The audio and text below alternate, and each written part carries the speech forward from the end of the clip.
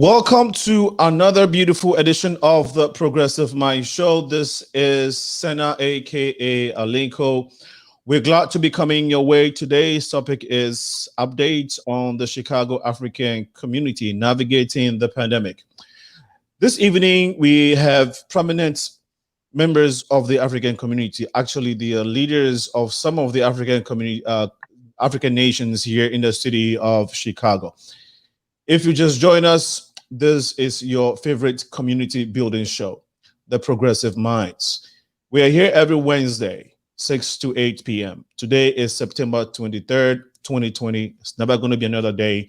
We thank God for his mercies and the opportunity to be coming your way. In a heartbeat, we'll be talking to a great guest. Hold on tight. We shall be right back.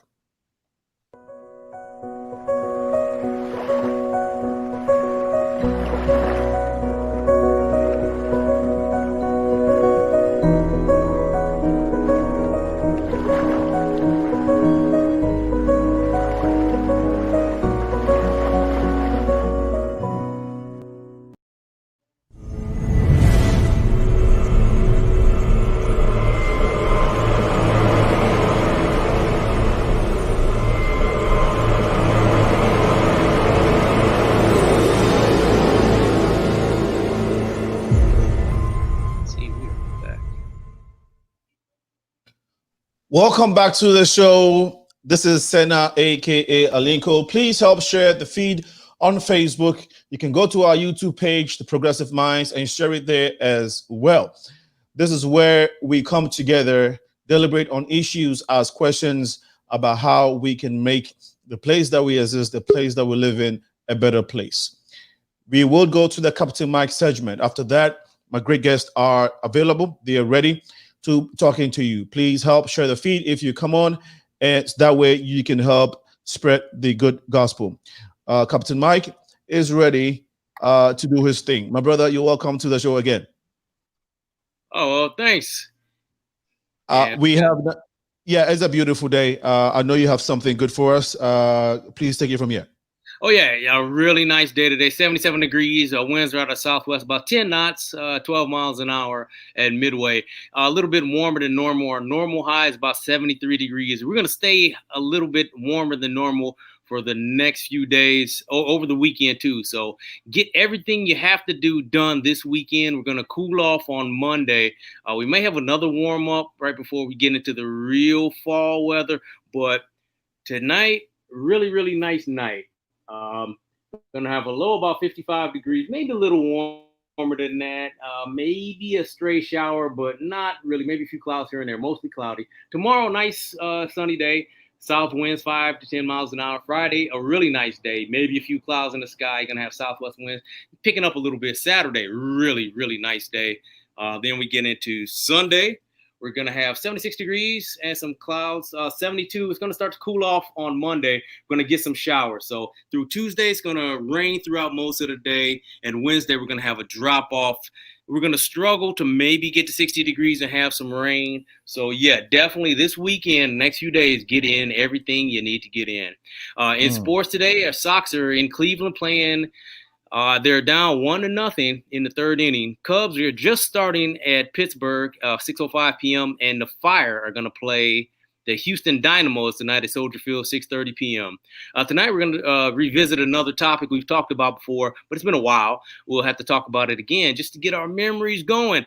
We're going to talk about heart attacks, what to look for, what happens. Well, what happens with a heart attack is the death of a segment of muscles that are caused by a loss of blood supply. The blood is usually cut off when an artery supplying the heart is blocked by a blood clot. If some of the heart muscle dies, the person experiences chest pains and electrical instability of the heart and muscle tissue. Now, if you're having a heart attack, what are some of the signs to look for? Well, pressure or tightness in the chest, and it may spread to your neck, jaw, or your face. Nausea, indigestion, heartburn, abdominal pain, shortness of breath, cold sweat, fatigue, lightheadedness, or a sudden dizziness. Now, if this happens to you or someone you're around, call 911 immediately. And if you can assess they are having a heart attack, give CPR. Press on their chest hard and fast, 100 to 200 beats per minute. Use an AED if you're in a location that has one. and keep pushing until help arrives. But most importantly, call 911 and get some help. And if you can, take a CPR class, because you may save someone you love, or maybe a stranger. It doesn't matter. Learn CPR. It's going to be something very valuable to you and someone else. And with that, it's back to you, Cena. Thank you so much, Captain Mike. We're grateful for the beautiful updates. What are you going to be doing for the rest of the evening since it's so nice outside?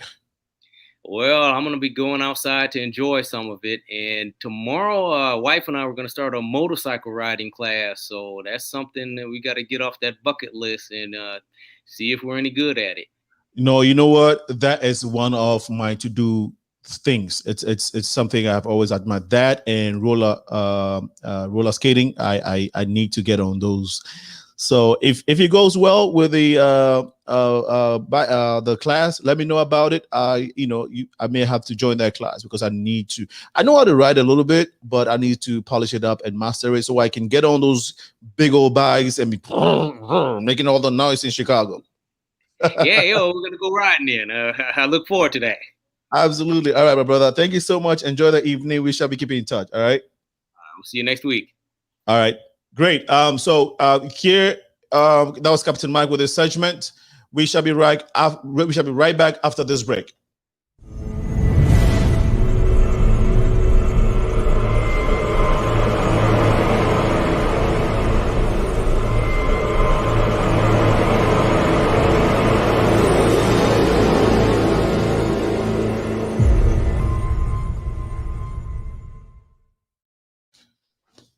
As we have started doing on the Progressive Mind Show, we want to try to give you a good word before we begin, as we depend and rely on God for everything.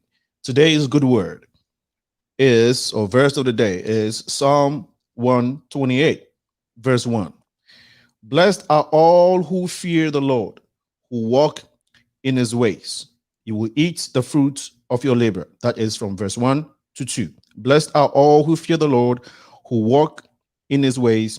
You will eat the fruits of your labor. Now, that being said, you should work hard so you can eat the fruit of your labor. Now, if you want to eat good fruits, so good. If you want to eat bad fruits, so bad. I don't think you want to eat bad fruits. That was just by the way. But we want to go straight to our guest this evening. We have my brother Stephen. We also have Helen, and we have Dr. King, who are going to be helping with discussing this evening. Helen, I know you. If you're using the microphone, can you turn your phone sideways? Maybe that will give us a good view of. This way. Okay, we'll come back to that. There you go. That works a lot. Thank you so much for helping us. Okay, so I was getting a little bit of feedback. I'm trying to make sure we know. Okay, let's see if we can identify where the feedback is coming from. Okay, so we want to go to our guest this evening, Steve. There, we'll start from Steve. There, we'll start with a great introduction of this distinguished folks that are here this evening. Steve there is, if you're in the Ghanaian community, he's a household name. He is the General Secretary for the Ghana National Council. Ghana National Council is the organization that organizes the biggest African festival in Chicago, period. I haven't seen a competitor yet, but I'm sure there are. That was just by the way. But he also hosts a show called The Steve Show at ACO radio station. My senior brother, he is an MC. He's multi-lingual personality, a lot of skills. Everybody loves him in the Chicago community. My brother Steve, you're welcome to the Progressive Minds once again. It's my pleasure, sir. It's a pleasure to be here with you and with the awesome guests that you have here on your show. Not just this show, but on most of your segments that I have been following. So it is such a pleasure and an honor to be on with you today. Thank you so much. We will want to. Okay, so next to Steve there is Dr. Margaret King. Dr. Margaret King, I purposely did not bring your bio so that we can have some time to go into what we're talking about because it's a long one, right? But Dr. King is the CEO and president of Global Institute. She's also a professor, a long-standing professor at Chicago State University. She's the woman of many hats. This evening, Dr. King is going to be representing the Nigerian community. Dr. King, you're welcome to the Progressive Mind Show once again. Thank you so much, Senator. Good to be here. My pleasure. My pleasure. Haven't we done a lot of work together? Absolutely. And we just love it when we see your growth. We get excited. You go. Thank you so much. Now, Helen, Sichinga is also a director for nursing at a rehabilitation center here in Chicago.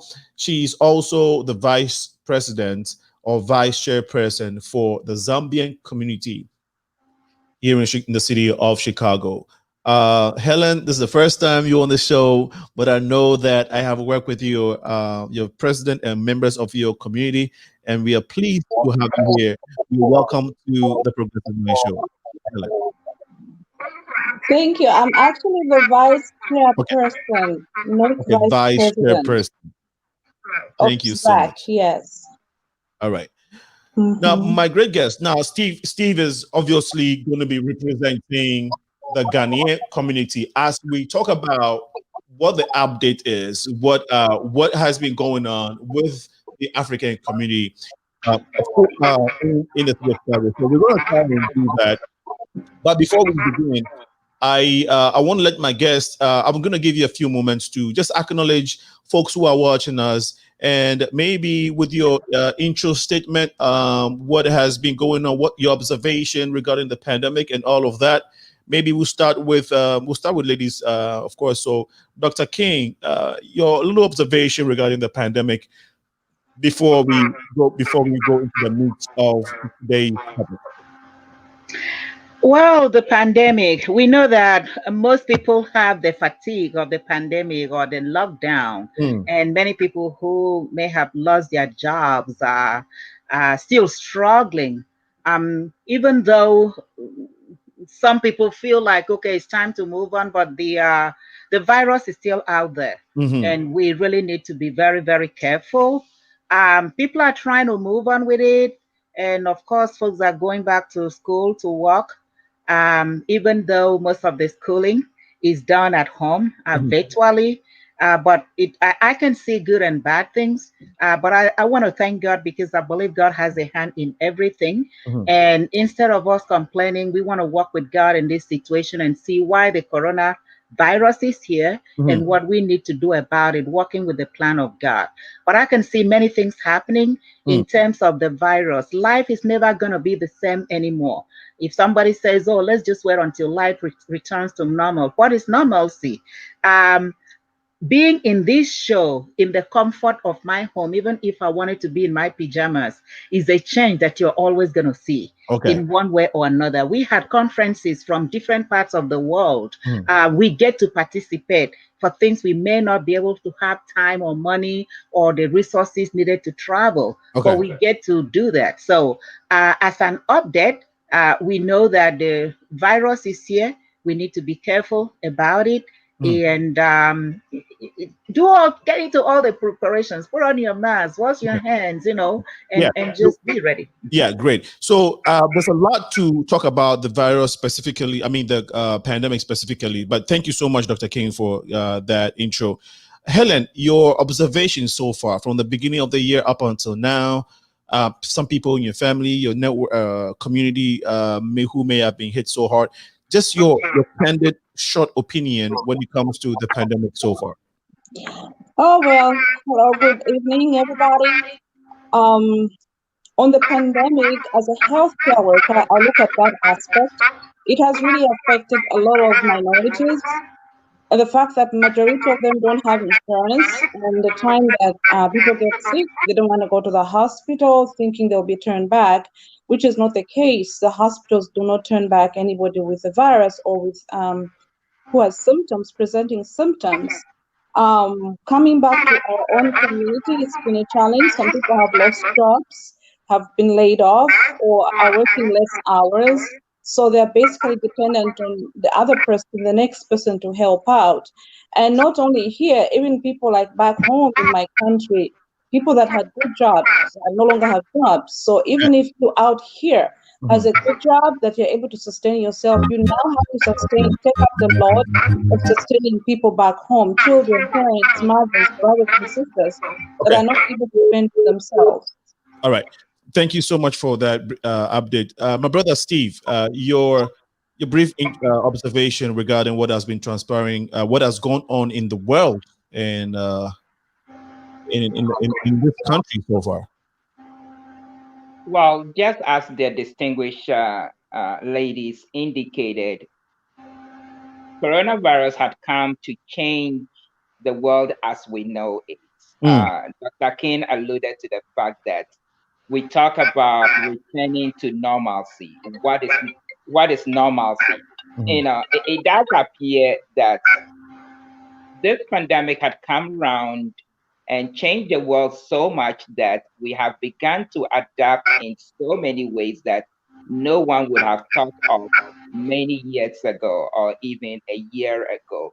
And we have begun to innovate and come around in a way that we begin to look at life and, you know, just go about our daily life in a different way. Yes, it has affected our communities, devastated our communities, and not just our immediate community, but the world at large.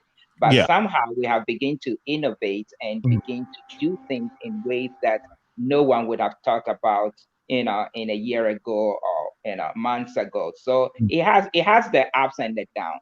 And much as one would talk about the sad part of it, but it has also given us another opportunity that others are taking advantage of, and we're making the best out of the situation in which we find ourselves.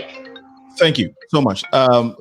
Thank you, ladies and gentlemen, for giving us your opinion on what you think so far. The human race is the most awesome, the greatest thing that God has put in on this earth, right? So anything that nature brings to us, we are able to adapt, you know. And the only thing we couldn't adapt to is the great flood of the days of Moses, right? So, so that one, the human race could do nothing about it. But that was just by the way. That was just God, you know, doing this thing. But we're grateful that we are here. We are adapting. Life is going on, even though it's so difficult. We're trusting that as we press on, as we get innovative, we will be able to navigate through it, and hopefully we are confident by next year, in a few months, we should get back to normalcy.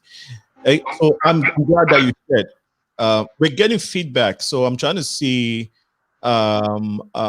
where it's coming from, but we will try and work our way through it. We'll try and make sure that we're able to give you the best. So audience, viewers, please bear with us and help share the feed if you're on Facebook. All right, so we can get the word with regards to what is going on with the African community in the city of Chicago. But let me go back to Dr. King. Tell us how the people in the Nigerian community have been faring so far. I know in terms of jobs, people who may have lost their lives. Specifically, what do you think has been going on, and how has Nigerians, people in the Nigerian community, been dealing with the pandemic up until this time?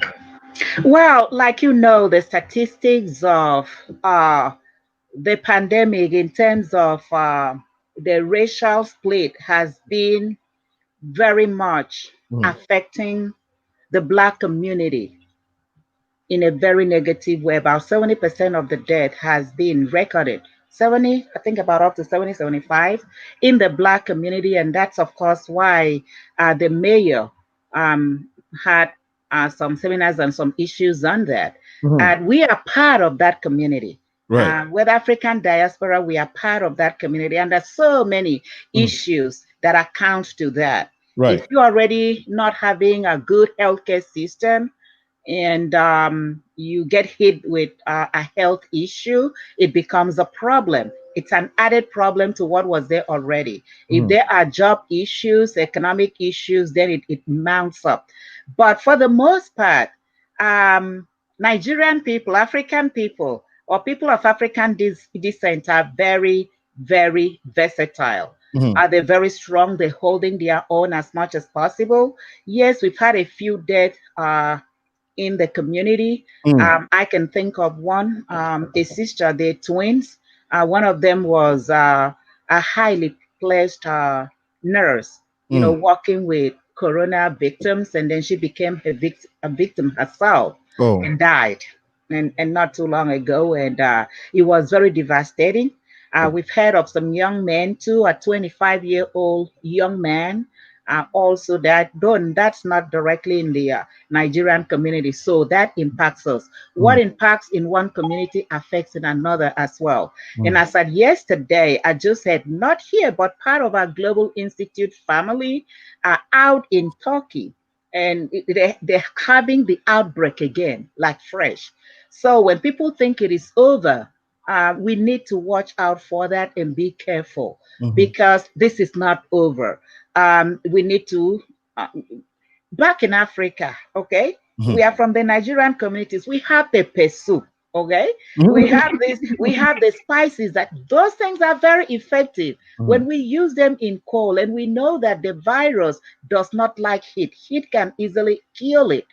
So we want to make sure as we begin to get into the cold seasons that we are fortified with these and do the best we can. But the guy mentioned that it came right back, and they had to move from the city where they have this outbreak somewhere in Ankara, and then they go so far away. Nigerians, people from our community. So I just want people to know that this is serious and be careful. Thank you so much for giving us that update.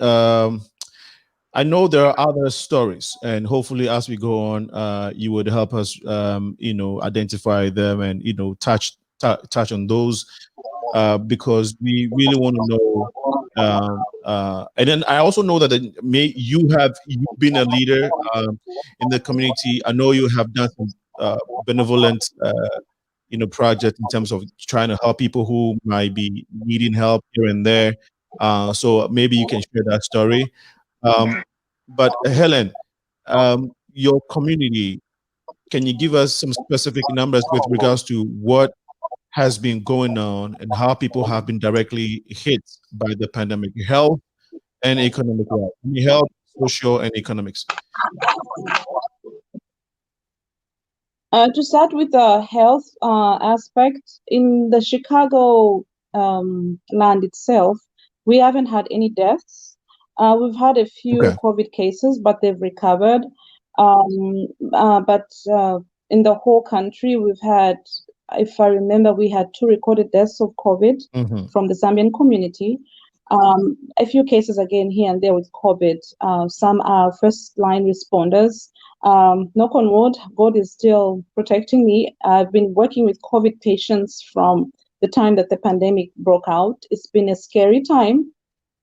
Being there, seeing your patients die, seeing your patients get sick within a period of time, especially when the COVID started, people die within 2 weeks. But now, with the CDC and the healthcare professionals trying to get hold of it, we are learning more about what this COVID is all about. Coming back to a society as a whole in the Zambian community, yes, we've had some people that have lost jobs. And right now we have our president, Irene White, the lady that introduced me to your forum. She has had ZHAC work in collaboration with the Rainbow Push. And what the Rainbow Push does, they provide meals every Friday to associations in need. So Miss Irene was well enough to have us signed up for that program. So every Friday we pick up food and deliver to the families that are in need of the food. Wow, that's awesome. That's awesome.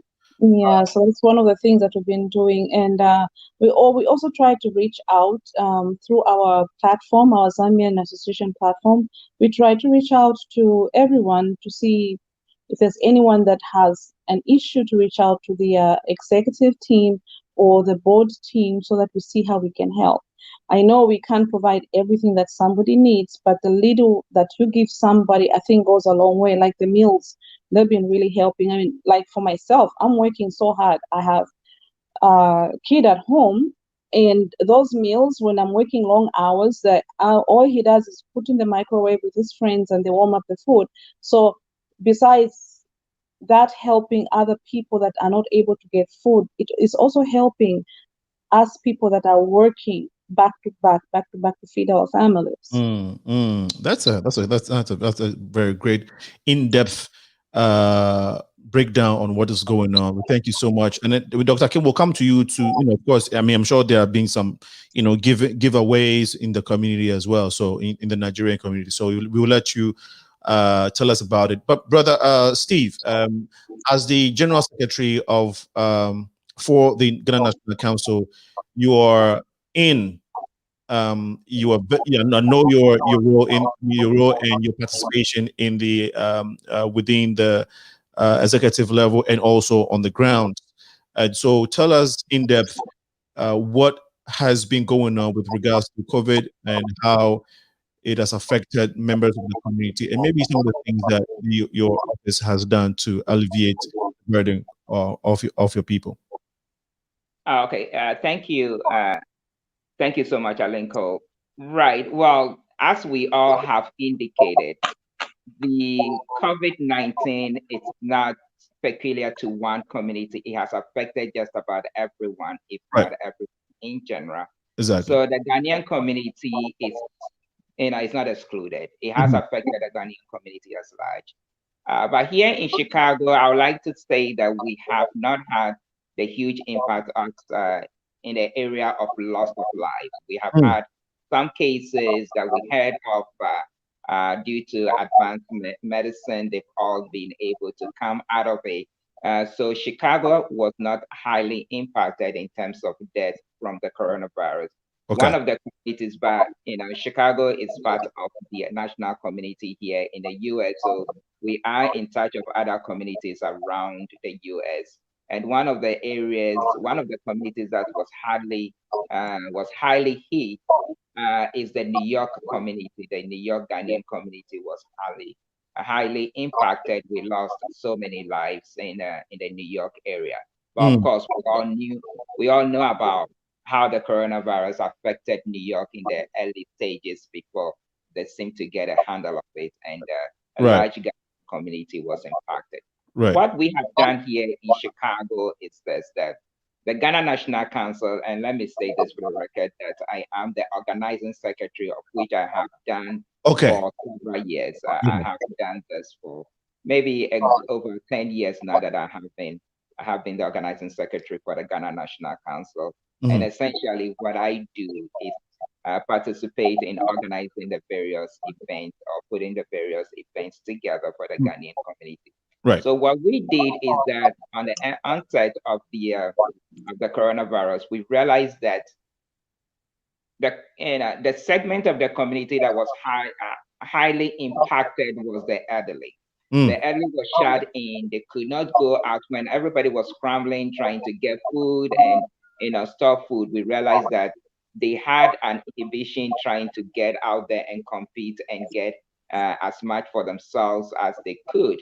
So the Ghanaian community came together, and the Ghana National Council is an umbrella organization which comprises of 40 other organizations, let's say ethnic organizations. So that's what the Ghana National Council is about. So we all came together and we identified the needy or those within our community that are highly impacted, especially the aging. And we put together what we call a care package. We put over 150 care packages together. That was the number that we immediately identified. So we put together care packages, and then quite a few of us went to door to distribute these care packages to them. besides, the Ghana National Council has always been known for holding healthcare healthcare services throughout the year, and so we do the health and wellness seminars where we bring people together. We bring some of the medical professionals within our community to offer free health services to our community. So we realize that since there is the restriction of coming together, we rather brought it to their doorsteps, and we took that. As soon as we did that, the churches jumped in and various other communities also jumped in so as to spread it as much as we could. So we covered probably over 1,500 Ghanaian communities that we were able to bring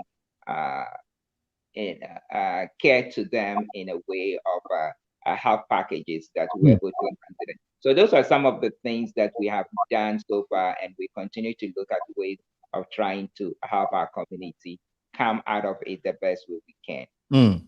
Excellent. Thanks for sharing.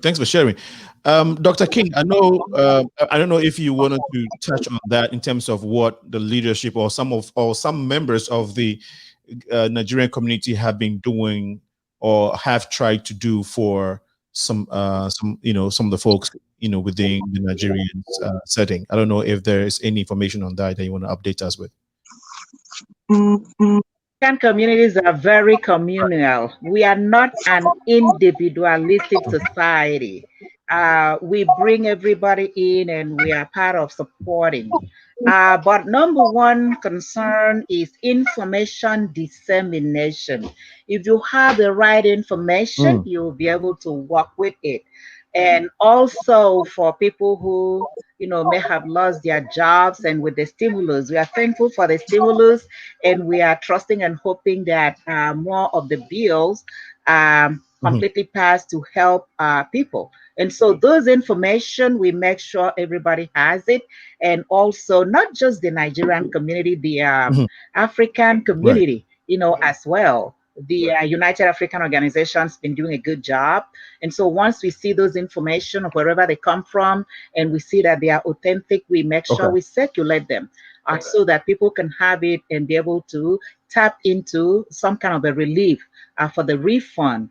And even with the food within the community, not just, again, in working in collaboration with others, the Black community, food truck, there was at times some food trucks were kind of sitting there, people were not coming, so we had to send the information out. And people came and picked up the food. They actually needed a location to load out, and one of our lovely friends was able to provide his site, and within a short time, food was delivered to different people, and fresh food too as well. So we live to support each other. We live to help each other, even though we may be apart, but we are still in a way not just locked down on your own individually. You pick up the phone, there is still technology functioning, and reach out and touch somebody. And also in the spiritual aspect of it, quite a bit of Bible studies and prayer sessions are opening up virtually.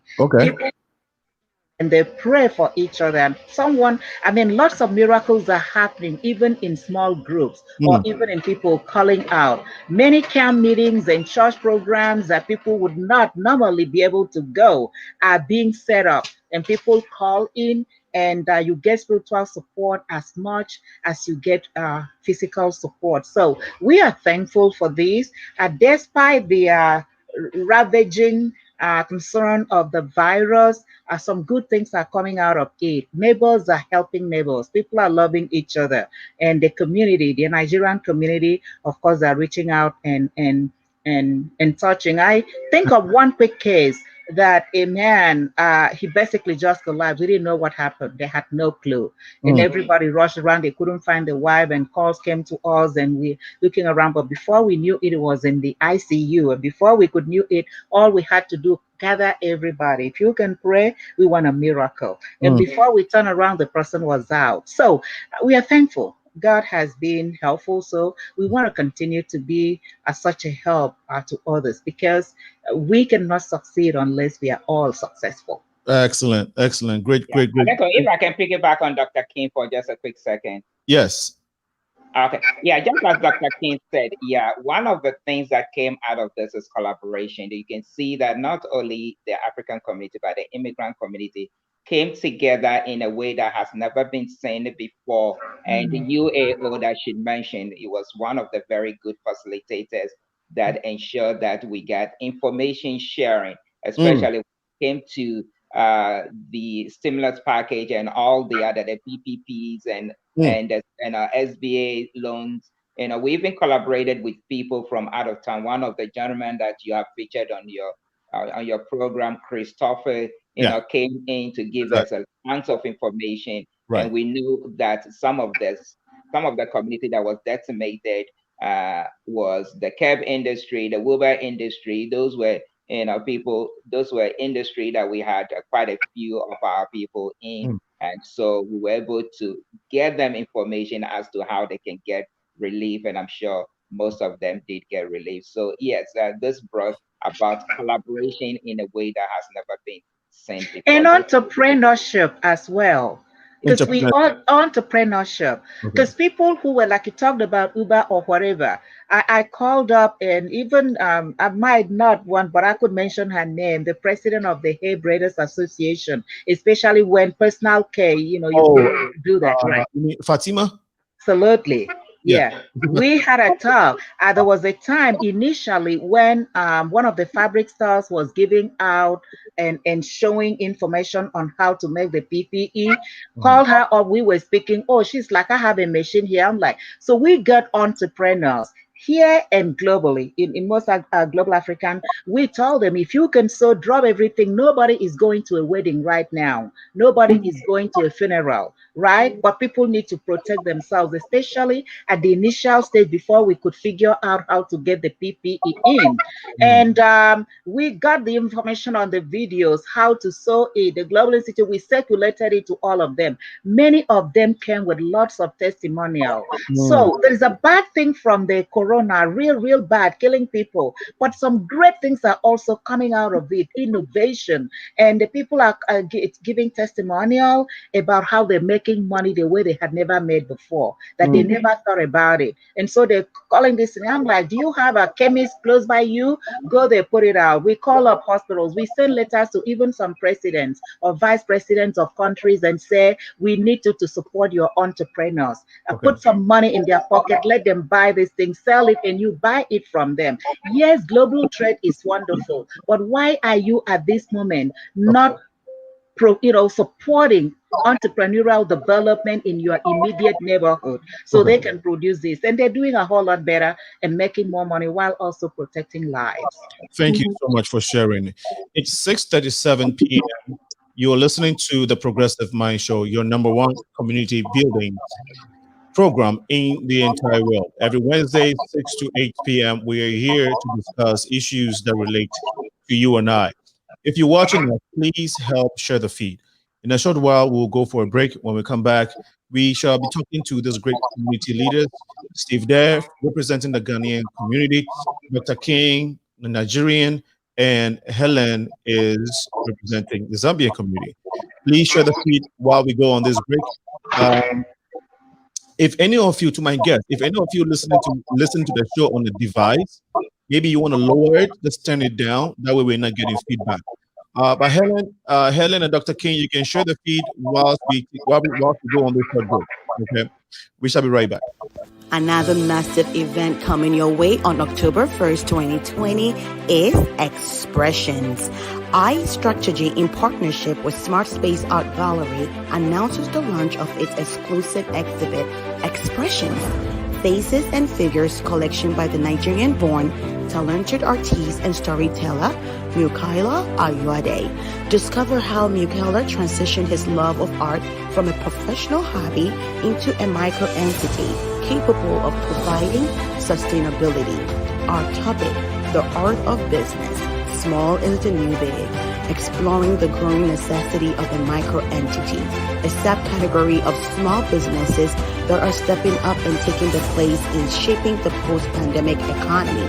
Be sure to stay for a special dedication as we celebrate Nigeria's 60th anniversary. Join us on Thursday, October 1st, 2020 at Bridgeport Arts Center, 1200 West 35th, Chicago, 6:30 p.m. as we go through Taylor's newest collections. Purchase your ticket at Eventbrite. Expressions, Faces, and Figures.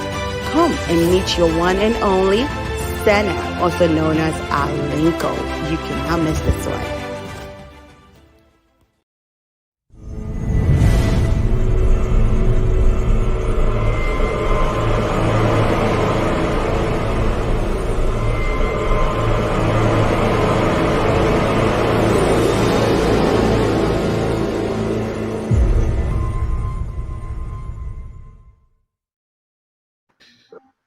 You're welcome back to the Progressive Minds. This is Linko, and we are talking to this great community leaders, Helen Shihinga from Zambia, representing, of course, the Zambian community here in the city of Chicago. Steve there, representing the Ghanaian, and Dr. King, Nigerian.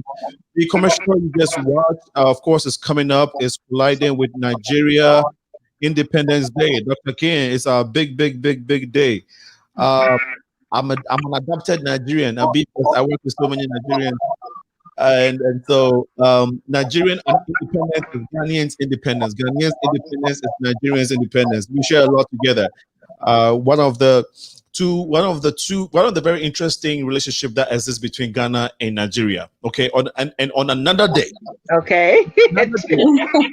We're gonna have that special debate on the show. Who makes the best jollof rice? I can't tell you. Where did it originate from? Okay. All right. Somebody else I'm being discriminated here. I can also cook jollof rice. It's an African thing, okay? It's actually global now. Absolutely.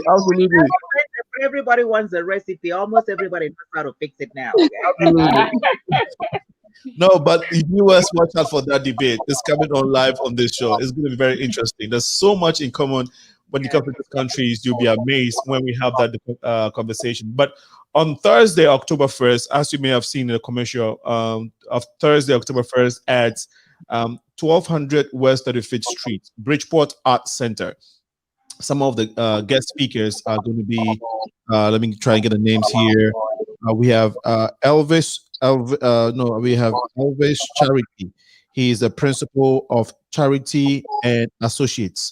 Elvis Charity is going to be one of our speakers. Then you have Monica L. Black. She is Dr. Monica L. Black. She's also a certified coach, experience consultant. And you have Olivier Kamanzi. Olivier Kamanzi is also the president of African Global Chamber of Commerce. These are the guest speakers. And like I said, this event is a joint one. We celebrate a joint one for the celebration of the 60th anniversary for Omo Niger. Niger, the greatest nation on earth. Okay. All right. Oh man. So it's very interesting here. Let's go back. Let's try to acknowledge people who have joined us. Pearl Yaira Agboka is watching us. Thank you so much, Pearl, for joining the show. V is here. V Newman. I think I'm getting feedback. Let me do this. We'll get back to them. V Newman is also watching. Thank you so much. Yeah, I think someone's microphone, but thank you for letting us know, Viv Newman. Rebecca says, great show. Thank you so much, Rebecca. Chris Toffee says, great program. Thank you, Chris. And Rebecca says, shout out to you all. Well, please help share the feed because this is an important conversation. I hope you all have done so. If you're watching us on YouTube, please share it as well. The Progressive Minds is also asking that you support us. And so you can go on our website, theprogressivemindshow.com, and make your contribution to us. It goes a long way in helping what we're doing here. You can also cash up at Progressive Minds. No, Senna Alinko is the cash up name. Okay, the $ Senna Alinko. All right, please go help us by donating something on your quotas, your widow's mite at a Cash App, which is Sena Alinko. You can, if you want us to advertise your business, your event with us, you can shoot us an email to info.progressiveminds@gmail.com or call 773-691-4932. Back to my guest here. So how do we protect ourselves? Because if Corona is still here with us and it's not gone, as a lot of people would want to believe, how do we keep ourselves healthy and safe? There are other things we want to talk about this evening, the census, elections, and all of that. But how do we protect ourselves from falling sick or catching Corona? We've made it so far, thank God. But going forward, how do we try and keep safe till this whole thing is taken care of? And this time I want to start with Steve there. To the medical professional on here to give us some tidbits. She's been dealing with a lot of COVID, but I think we all know about safe distance. We're talking about washing your hands, and so those, and wearing of masks. So we know about the protocol, and I think what has brought us this far, and that we hear giving testimonials, as Dr. King would say, is staying within the protocol, keeping with the protocols. And I think we cannot overly emphasize it. Keep safe, take care of yourself the best way you can, avoid crowding. And I think we have done so well in trying to avoid crowding crowds. We know the African community, if nothing at all, typical of the Ghanaian and the Nigerian community. We are out every weekend, week in, week out. But most of that has, most of us have stayed away from it, and those who organize those events have stayed away from it. Most of our churches have just begun to open. Everybody's doing virtual now. So let's just continue to keep within the protocols, and let's listen to our meds and listen to our medical officials, and just keep within the protocols. And I think that is what have kept us safe this far, and let us continue to do so. And I think some of the testimonials here tonight is that the Nigerian community is doing so well, the Zambia community is doing so well, and we can say so for most of the African immigrant community here in Chicago. So I think let us just continue to do the things that we have done so far to have brought us this far, so that we can continue to affect this pandemic and keep ourselves. One of my friends says that the best thing to do is just stay alive in 2020, and then maybe we can get over the curve. So let's continue to support each other and stay alive through 2020, and maybe 2021 would bring a new breath of life. Oh yeah, we can continue to enjoy each other as much as we can. Exactly. Stay alive. Do everything to stay alive in 2020, and we will stay alive. We will all stay alive. Amen to that. Helen, people talk about concoctions, teas and all that. I think it's so far they've helped a lot of people. I do the ginger tea lemon combination, consistently. Well, so you being in the health sector, what are some of the safe habits apart from the protocol? Well, the protocol, I mean, we are observing it, but what are some of the safe habits we should all keep engaging in? Okay, number one, we have to continue the hand washing. It's the most paramount way we can protect ourselves. Hand wash. If you have to hand wash your hands every minute you go in a building, you touch something, hand wash. If there's no water at hand, have some hand sanitizer in your purse. That's the most important thing. We will be most likely having a second wave coming up, with the flu season coming up and the COVID still in the air. We are going to have a very bad attack of both sides. So it will be a double pandemic, as the CDC is calling it. So please, let's, number one, hand wash. Let's social distance. Wear a mask if you're in public. Please wear a mask. I know I've seen people not wearing masks. If they're wearing a mask, they're just covering your mouth. Why are you covering your mouth? You gotta cover your nose as well. because airborne droplets, they'll go through your nose as well. And coming to the concoctions that we've been using, yes, they help relieve if you have a cold, a cough. They do help relieve you from the symptoms that you're presenting, but that's not the cure. Let's not be sidetracked thinking if I buy ginger, I buy oranges, I boil and I steam myself, I'm fine, I'll be cured. No, you have to protect yourself. You have to protect your family. Stay away from crowds. You know, we can survive without having big Nigerian parties for now. We can survive without having big Ghanaian parties for now. If you have to do an event, go virtual. You know, if you have to do an event, stay in your bubble, have 10, 20 people within your within the people that you're always with. You know, so that will help us if we can just try to stay home if you can. And if you feel sick, you have a temperature, stay home. You have a cold, stay home. Don't go out there coughing, you know, all over the place. That's the only way we can keep ourselves and our loved ones and everybody else safe. All right. Stay at home, but wash hands. Okay. Put on your mask. Okay. Stay home, wash hands, put on your mask. Dr. King. I emphasize the facts that have already been laid down. We just have to follow them. There are no two ways about it.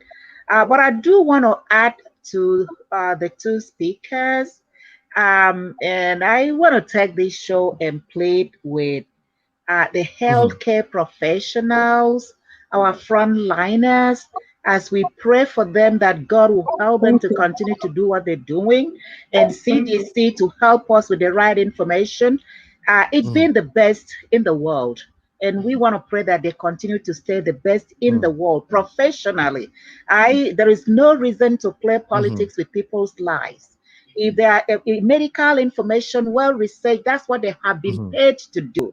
That is what they have been doing in their profession, and the world knows it. We cannot stop now.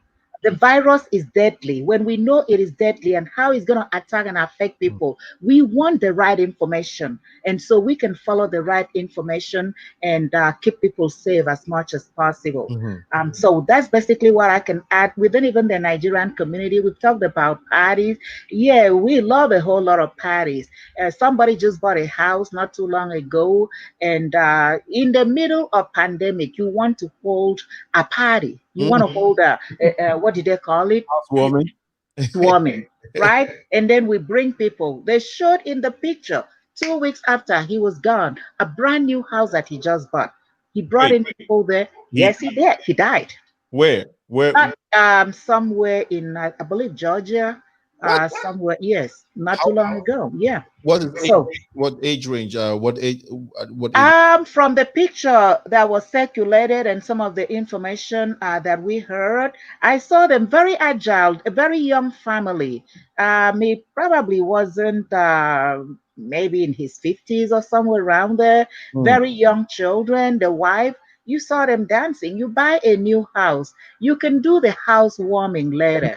You know, keep the people away. But it's a very sad story. But again, it's a story that reminds us that this problem is real, and we need to observe all the protocols, and we need to keep our families safe, ourselves first. You know, if you're not well, you can't do anything. Wow, why throw a house party and lose your life to COVID-19 2 weeks after? So, well, it's hard times. We just have to be extremely careful. We have to navigate these times with a lot of tact and wisdom. And while we pray, while we pray and look to God for the rest to be done for us. Prince Boateng is watching us. Yvonne Bansa, my own alumni. What's up? What's up, Yvonne? Thanks for joining us. The feed all the way from Ghana. Sarah Bruce Duncan is also here. Sarah, we are glad that you were here. Thanks for joining us. Priscilla, my top fan. Priscilla, how are you? Priscilla Thomas, thank you so much for joining. Priscilla, help share the feed, okay? That way others can participate and get informed about what is going on within the African community in Chicago. Paul Sogbe, my big senior brother. What's up, what's up? I hope everything is fine. Paul, thanks for joining us. Please help share the feed for us, Paul. And then Paul, Boating Ashia. Boating Ashia, my brother, what's up? I don't know if you're my big brother or my junior brother or my same age brother, but whatever it is, I know you're my brother. Paul, sorry, Boating, not a long time we no speak, so hopefully we can talk soon. But help share the feed for us, Boating. All right, we want to talk about the unity of the African community.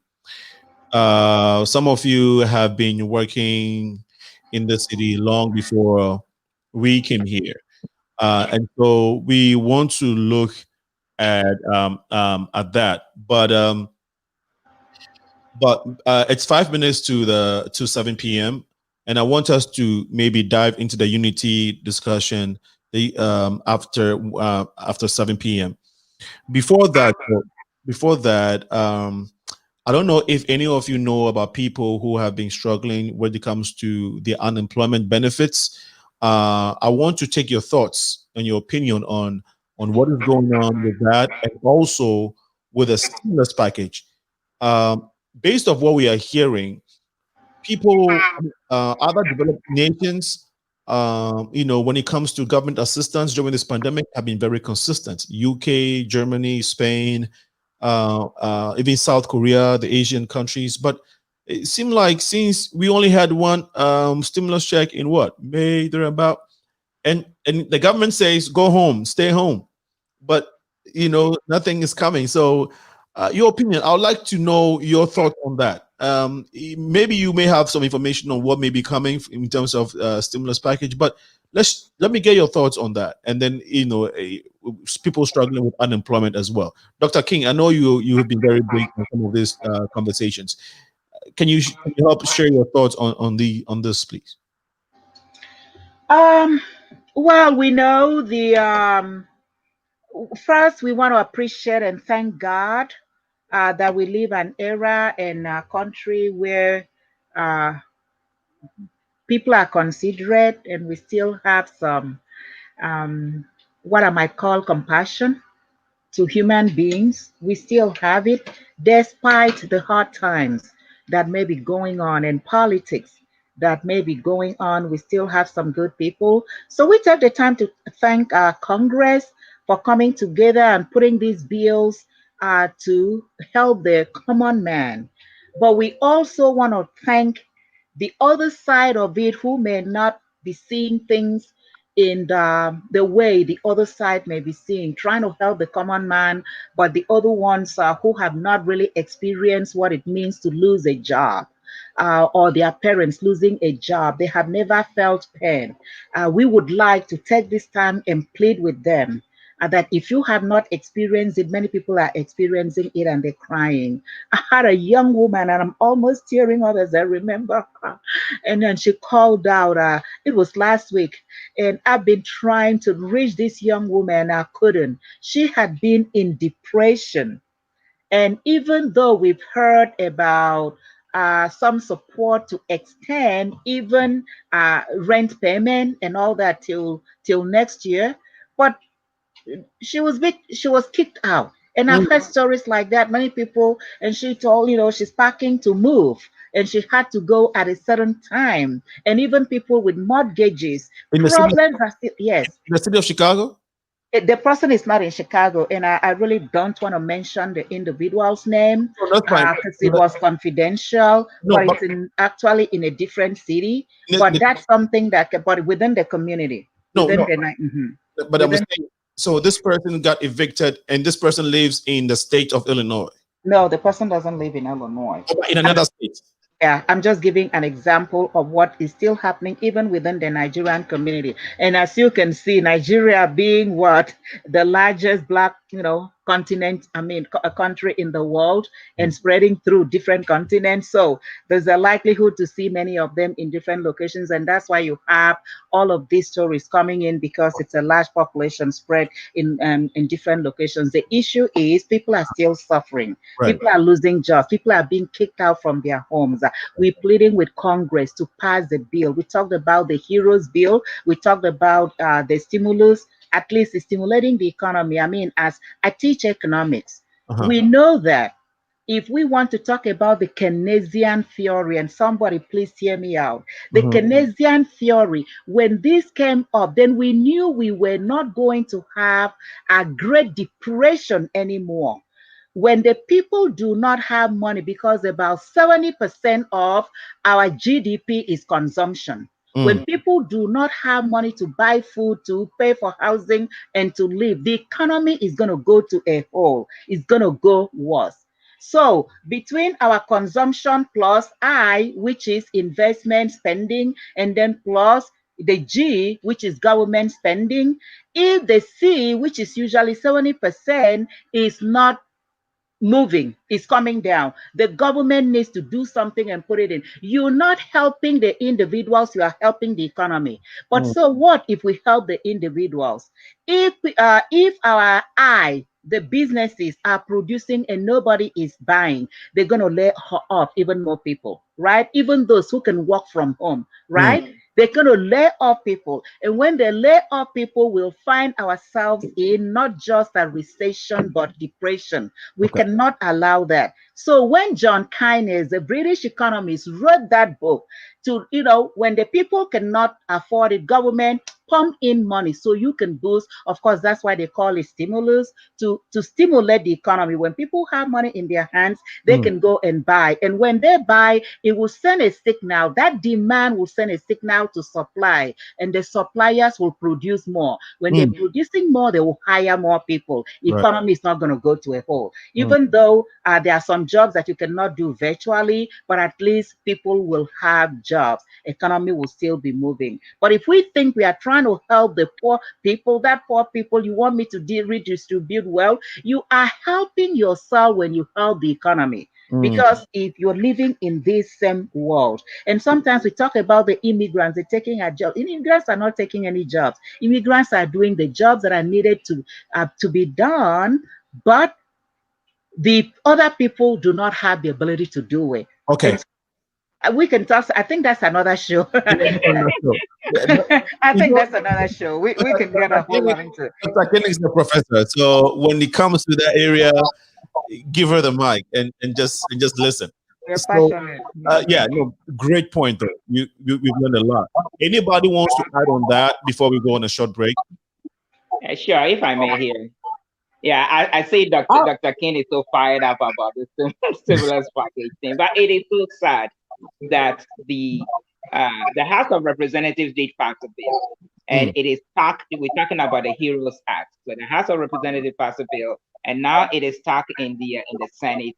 And just today, they're talking about leaving town to go do campaign about re-election and what have you, and they have not considered it. What they have considered is a House passed bill in terms of not shutting down the country. So they are working on that bill.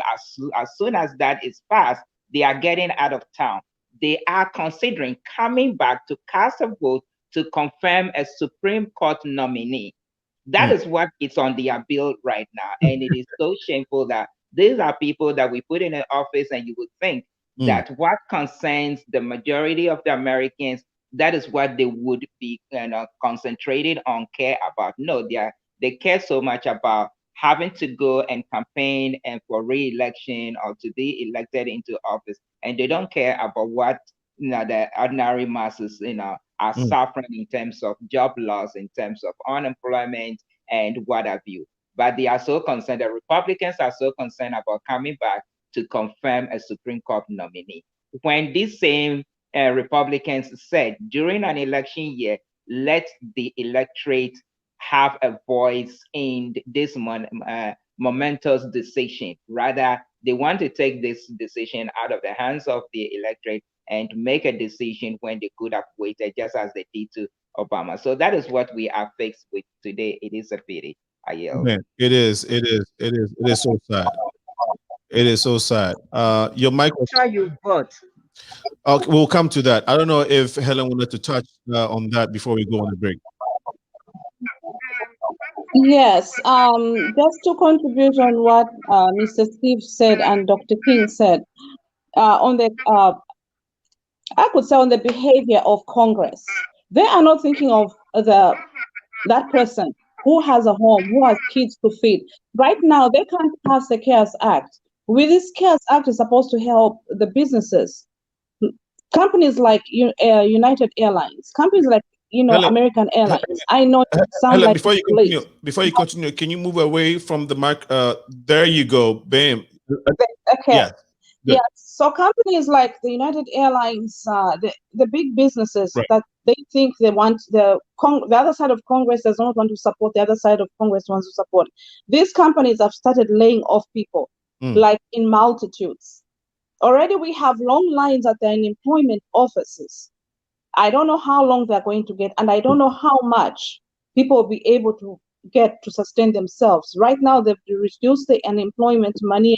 I think it's 400 a week or 200 a week. I don't know. That's for the CARES Act. For the HEROES Act, yes, they passed partial of the HEROES Act. Right now, healthcare workers, if you get COVID, you go home, whether sick or not. You're going to go home, self-quarantine for 2 weeks. Unfortunately, if you get sick, the recovery time is more than 2 weeks. That the time that you're out, you are not paid by your employer. You'll be lucky if you have sick time. If you don't have sick time, then you end up homeless. You won't have food in your home, and this is what healthcare workers are going through. You get sick, you won't be paid. So now you're working in the frontliners. We've had nurses who've had to go home because they are sick, but we can't pay them. We are not paid. So I wish Congress would look at that, especially for the frontliners, because if all the nurses, doctors get sick, all the CNAs get sick, who's going to look after those patients in the hospitals, in the nursing homes? Nobody. Yeah, it is really indeed hard times. This is the more reason why our next topic in this whole discussion is going to be very important. Unity. All right. We are speaking now, even though we may have different origins as Black people or as Africans, what is going on does not have a tag to it. It's not affecting one another, it's affecting all of us. And so this is important. This is why the conversation of unity and us being involved and participating in the I'll say political process, the census, and all of that, would be very, very important. These things are very, very important, and we need to be paying attention to them.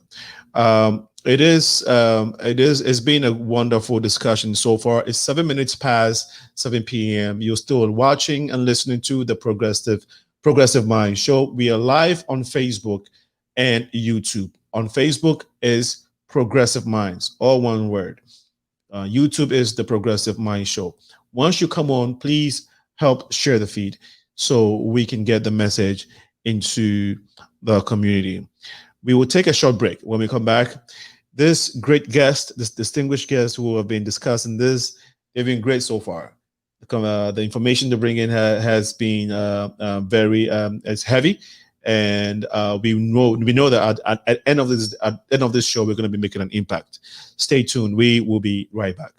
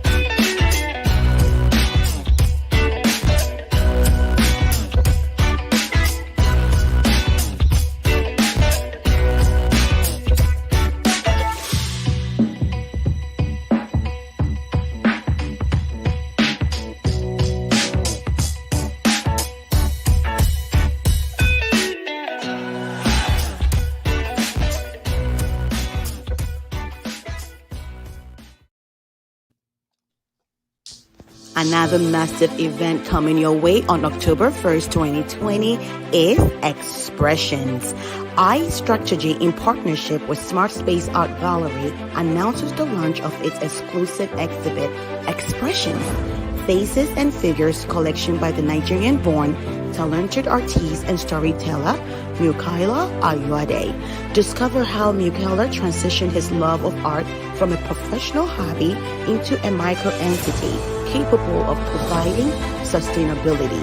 Our topic, the art of business, small is the new big, exploring the growing necessity of a micro-entity, a subcategory of small businesses that are stepping up and taking the place in shaping the post-pandemic economy. Be sure to stay for a special dedication as we celebrate Nigeria's 60th anniversary. Join us on Thursday, October 1st, 2020 at Bridgeport Arts Center, 1200 West 35th, Chicago, 6:30 p.m. as we go through Mukaila's newest collections. Purchase your ticket at Eventbrite. Expressions, Faces, and Figures. Come and meet your one and only Senna, also known as Alinko. You cannot miss this one. Welcome back. We are looking forward to this event on the 1st of October. Come help promote our own brother. The name is Awade, Boyede Ayode. Dr. Ken will help me. And but on the 1st of October, please come to Bridgeport Arts Center and help make a great event, and also support a brother from the motherland. This evening, we're talking about update on the African community navigating the Chicago African community navigating the pandemic. We want to know how it has affected us and how we can, keep our people going. This is not discriminatory. We're just trying to see how the African community is doing. They say we are the minority of minorities, so we gotta look after ourselves. But we are also very concerned, not just with our own small communities, but we look at the bigger picture too. So we are very integrated. As you know, Africans are very hospitable. We are very communal people, and so this is not just trying to look after ourselves, kind of this topic. No, but we just want to be able to just take a moment and focus on what's going on, and then relate it to how we can work together. And that brings us to the topic that we want to talk about: unity within the African community when it comes to Chicago or the diaspora. You don't necessarily see that. And if you're listening to me and you disagree with what I'm saying, please call in. It's 815 hold on one second. I think I have to get that number right, but I'm going to give you the call number because the time is we're not there yet. We'll give the number at 7:30, so let me not give the number yet, but I'll give you the number. Call in and share with us why you think the African community is not doing well in terms of unity. But let me start with Steve Dare. Do you think that as a people in the diaspora, have we taken the intentional steps to unite our people and our communities? If not, what can we start doing now? If nothing has taught us to do so, if that's not in existence already, COVID should have. And so maybe you want to tell us, give us your opinion on this particular subject. Okay, thank you, Alenko. The issue of African unity seemed to have followed us from the motherland into the diaspora. Whereas we all began as a small community or a community, and then we had our colonial masters came in and balkanized the continent, and they have been a force to continue to suppress and divide, more like divide and rule, conquer and rule status. And we seem to have grown out of that and have traveled with it. So when we come to places like the US and we find ourselves in places like Chicago, we still look at ourselves as Ghanaian community.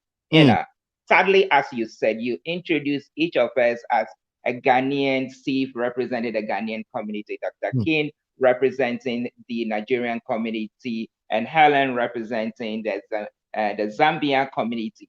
All of us are from the continent of Africa, but none of us identify ourselves as Africans. We look at Africans as secondary, not primarily. Primarily, I would call myself a Ghanaian before I identify myself as an African. I'm sure most of us can speak to that consciously or unconsciously. That is what has led to the difficulty of us uniting as a people and forging ahead as one people. Unfortunately, this colonial and some of our colonial masters have sort of built in us that we have what we call our national identity. We strive for our national identity as opposed to a continent identity. Not that the Ghanaians have anything against the Nigerians. Yes, we do. We are very competitive with each other, and that is a different story. But not because the Ghanaians have anything against a Nigerian or a Nigerian against a Zimbabwean or Ugandan and so on. But it is just because of our identity have made it very difficult that Dr. King and I can call ourselves, children of the land of Africa, and therefore we are here speaking as Africans. So that has hampered the unity that we could. However, though, you take the Ghanaian community, there is enough unity among the Ghanaian community, and maybe you can say so for the Zambian community, the Nigerian community. But what I see wrong is that when can we begin to look ourselves as Africans and want to do things as Africans and not as a Ghanaian, not as a Nigerian? So the unity had not been anything that maybe the Ghanaian community is not doing much of, or the Nigerian community is not doing much of, but it is just because of our upbringing. And sad enough, so many people have tried. We talked about the great leaders like Dr. Kwame Nkrumah and the rest. They've tried to find a way to make us an African first before our national identity. But somehow that had followed us to where we are here today, and it has hampered our attempt to. But I would think that there has been some attempts to try and collaborate. You take a great organization like the UAO, for example, they look at the immigrant community and they try to bring us all together and do things, so we can all share in the same pie. But that is one of the fine things that I can say about the Chicago community. But I don't think that exists in many other communities here across the US. But Chicago will be very fortunate that we have UAO that have tried to do so by bringing us together under one umbrella. But I cannot speak as to how well that have gone. In terms of information sharing and resources, they have done so well. Right. Trying to bring us together, share resources and share information and knowledge and what have you. But in terms of Nigerian community getting together with the Ghanaian community and trying to draw in programs and activities that we can all participate, the Nigerians will do their things, the Ghanaians will do their thing, and then so on and so forth. So that is what I can speak to in regards to the unity. I wish I had more to say. I had more positive things to say, but it's just what it is. It is what it is, bro. It is what, and that's why we need to keep at it. My sister, I'll stop saying my sister, or I'll stop saying Helen from the Zambian community based off the advice of okay, Steve Dead. It's no longer Helen from the Zambia. No, Helen from the African community, from the Black community. Helen, you're listening to the Progressive Mind.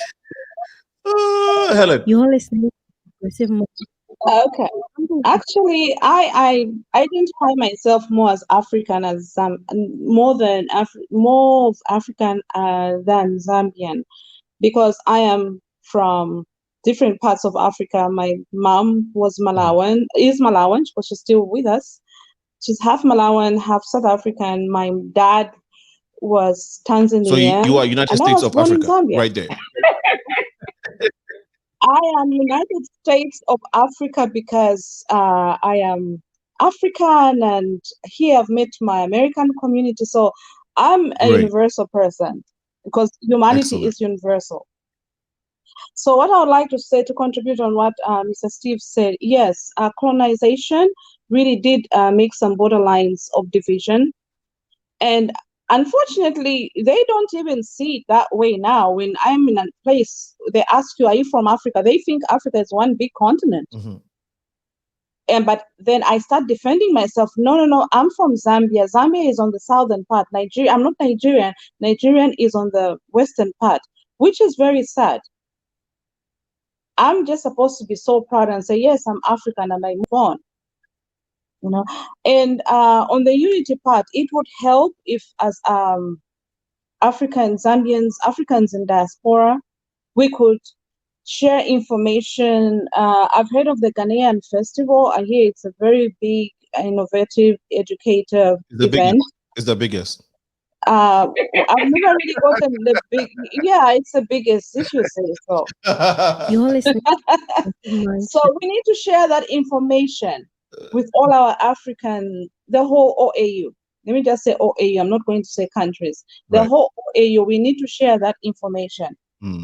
You know, because you never know who you can meet, how you can link up, because it's all about communication. It's all about getting in touch, integrated with each other. And that's how we're going to build ourselves. But if we keep on dividing ourselves by our identifying who I am as I'm a Zambian, a Nigerian, a Ghanaian, that won't help us. Right.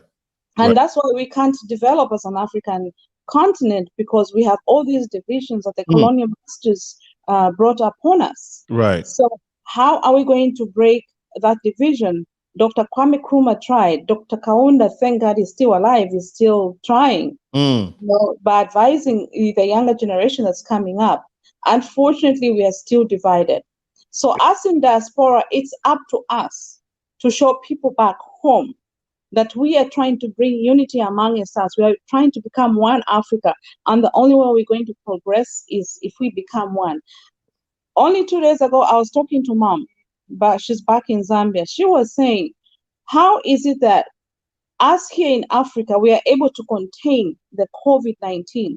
You guys in the developed world are not. What are we doing right?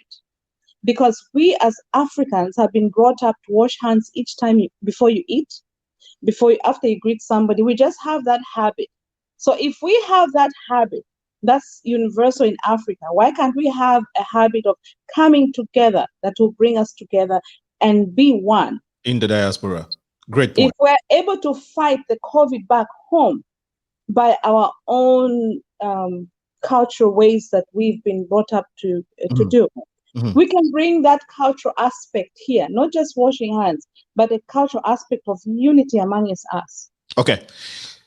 We'll take Dr. King's point and then go to our audience who are making very important, brilliant comments, and actually some of them are questions, and we would have you respond to them. Dr. King, please.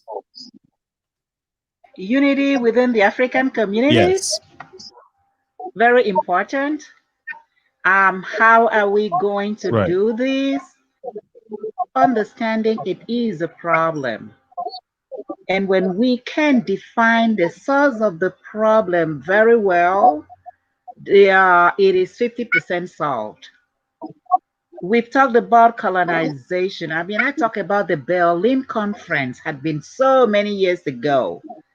We were all together. And then the folks came in and they saw the richness of Africa and they saw all of this. Well, you know what they're fighting? The French were fighting the Germans. The Germans were fighting the the British and all that and all that. It's like, oh, stop. They could stop, went back, had this conference and say, hey, just come back and cut as much of a piece of land as you can handle. And you have the Anglos and the Francophones and all that. That is what caused this. So since we know it, what are we going to do about it? The Ashanti Kingdom, or it might have extended all the way, right? Or the Yorubas, or it might have all the way from Ghana through to Nigeria, but we brought in all of these divisions to cut us and put us into pieces. We don't need to have all of that. Okay, all those geographic drawing was basically for them to be able to manage their thing. By the way, even in Nigeria, Lord Lugard that came, the amalgamation of the northern and southern part of Nigeria was just basically putting all of these different speaking and ethnic groups and all that for easier management because they had to be traveling back and forth. And then he put all of these things. Once we know our history and geography, we need to come together. Don't get me wrong. If we have the boundaries, we can use it for development instead of fighting each other and being competitive. Oh, are you from Ghana? Well, I'm from Nigeria. I need to be better than you. And the other one said, no, I need to be the one that cooks jollof rice. You know, we don't get all that. Okay. What did as for the jollof competition, it's not going to go away. Okay. What did Abraham tell Lot? He said, let there be no strife among us, for we be brethren. And we can put it in modern day English, right? Right. We are brothers and sisters. We are from the same stock. Let us work together. How can we do that? How can we do that, Dr. Okay, King? well, one of the first things our Global Institute is doing now is working in terms of the diaspora, right? Next week, we are going to have a conference with AAU, African Association of African Universities, and in collaboration with African AU, all right, African Union, and in collaboration with the government of Ghana, which is where the Secretariat of AAU is, right? Okay, so what we are doing is to bring the diaspora together. You and I, we've come here, we have learned how can we begin to work together with one another. Even a show like this, thanks to you, Senna, as you begin to pull people together to sit down and discuss these issues, right? We move from here. It is not about just having meetings and talking about it. It is action. Right now, the Global Institute is working on that, and we're going to have a presentation on that there. We are working with what we call Global Africans, all right? Whether you are African American, if you are a Latina American, or you are an Afro from South America, Afro-Asiatic, or whatever, all right? We are pulling together the resources. I thought about what God allowed. I like to see God in everything that happens. Okay, if Joseph was even actually purposefully sold by his brothers, they wanted to kill him, put him in a pit, right? But God delivered. All that was part of God's plan, even though it was very hurtful to Joseph, right? We saw the bad part. Let's begin to focus on the good part, right? Joseph got sold into Egypt. He became the governor. God was preparing him for what was going to happen to his people. It was time he forgave them. Everybody enjoyed. That's what we need to be doing. African Americans were sent in here in a very, very cruel way. And we cannot even begin to talk about it because it brings CSU. But let's see what was God's plan in this. Nothing happens without the plan of God. Yes. We've been here all of this time. We've learned technology. We know where the resources are. We've been there, done that. All of us coming behind, right, and riding on this. Let's look for that good thing. If you have, in Africa, we are extremely rich in natural resources and young, vibrant population, right? And then over here, yeah, we still have the protest that is going on because of racism and the cruelty that we suffer. But we can pull together, all right? Strength is unity. When we pull together and begin to, okay, you know, you have the technological know-how, and then we have the numerous, which is what Global Institute is really working on now. We have the numerous cashew nuts in Mozambique, right? Do you have the technology that we can process this together and we can both enjoy it? Okay. That's what we should be looking at. Great. So this is where now she's Dr. King now. She'll take us international economics, because that's it's a passion, but it's also a necessity. This is what we ought to be doing as global citizens, as global Africans, and this is very important. My focus is on all of us coming together, but I think that maybe if we emphasize on the coming together of Africans in the diaspora. I mean, we're in Chicago, so we can start. If Chicago goes, the others will follow, right? So, and we are doing a great thing here by trying to work together and all of that. So, like you said, the OAU, the United, UA, UAO. United African Organization. United African Organization is doing well. So, I think that moving forward, maybe the leaders of each communities have to literally reach out. And I'm glad that you guys are here. We need to reach out. Okay, hey, guys from Kenya, hey, guys from Rwanda, can we come together and do an event, African event? So all of us will come together and then do it. Even though we have the ethnic groups, doing the little things, that those are important. But can we also find a festival where all of us are coming together as Africans to say, here is an African festival where when we come, you are not a Zambian, you are not a Kenyan, you are not a Sierra Leonean, but you're an African, coming, acknowledging that we are from the motherland. And I think these things can, foster our working together, because we have to be deliberate at it. What is happening is mental, and it will take a lot of work, intentional work, to help us, break through these barriers. Want to go through the comments that are coming in. Can I just add one quick thing there? I think we need to move beyond the socials and move. That's where I was taking us to more to the economics. The Americans will say, put your pocket where your mouth is, right? If we work together in a way that is mutually beneficial, starting from here, when the UAO started, everybody, I was involved. All of us came in, right? Different countries. Yeah, Dr. King, that economics is very important, and that's what we need to do.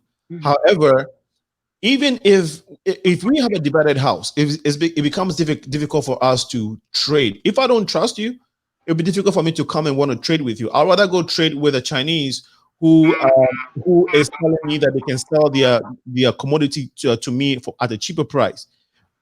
Among us is so much distrust, because we don't know each other, because we don't talk to each other. So we tend to trust others more than ourselves. So we have to begin from the social, because once we socialize, how do kids become friends? They play with each other, and then they don't even see barriers. They don't see color, right? And they call themselves, and then you become friends. Once you become friends, then you begin to network business-wise, you begin to share ideas. But it'll be difficult for me to do anything with you wholeheartedly if I don't even know you and have that trust for you. And as Black people, specifically Africans, and I can speak on that with confidence, Africans don't trust Africans. When was the last time you saw a Kenyan or a Rwandan, running into a South African and say, hey, well, sometimes you might say brother, but we have these suspicions against each other. And we, like Steve said, we bring it to the diaspora and we act like that towards each other all the time. There is so much suspicion among each other, and we know why. But we have to take steps to try to break those suspicions, those things that make us see ourselves differently from each other, even though we're one and we look alike. So now you're talking my language education. Because see, we have done that. Trust me. We're starting with, that's why we've been having this conversation, and then we moved into, let's start a uniting umbrella organization within the Nigerian community. And I've been involved in this. We had the NNA, Nigerian National Association, an umbrella for all the other ones, right? And then so with this united, and then the other one came out. Okay, well, after Nigerians, yeah, we are the most people. We should be the one. The other one comes and no, we are the ones that know this. The other one comes, and then you have all of that, Right. But why this organization is even still alive today is because we move beyond just the social. Let's come together and now there is an office. Now someone is getting paid.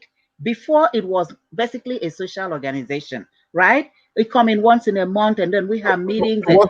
So I'm talking about even the UAO, because now as a registered non-profit organization, and we had gone to trust me, I was involved from day one, of all of this. So if you stay on the focus, there is a specific focus that we are focusing on, rather than just socials. Social will be, and even with COVID, we can't socialize too much, but the idea is, if we first get ourselves very educated, and then we have a sense of purpose, especially if it is economics, let's do this, and we begin to build that, and with the educations, and that's kind of even with the Global Institute or some of the programs that we have done, we started talking with the Africans from the continent and the diasporan African, which was my dismay. I'm getting so excited, but their minds have already been polluted, right?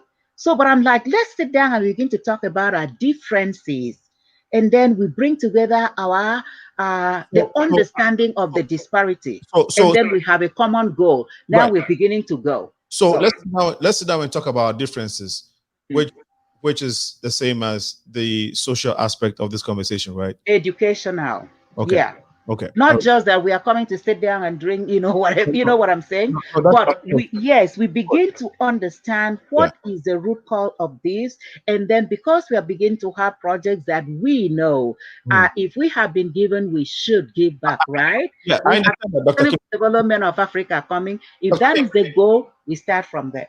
Dr. King, my point is, and you and I are saying the same thing. I think we agree on the same thing. I just hope that we can do more of the social / education, because it's not just social coming to drink, but you can even liken it to the corporate world.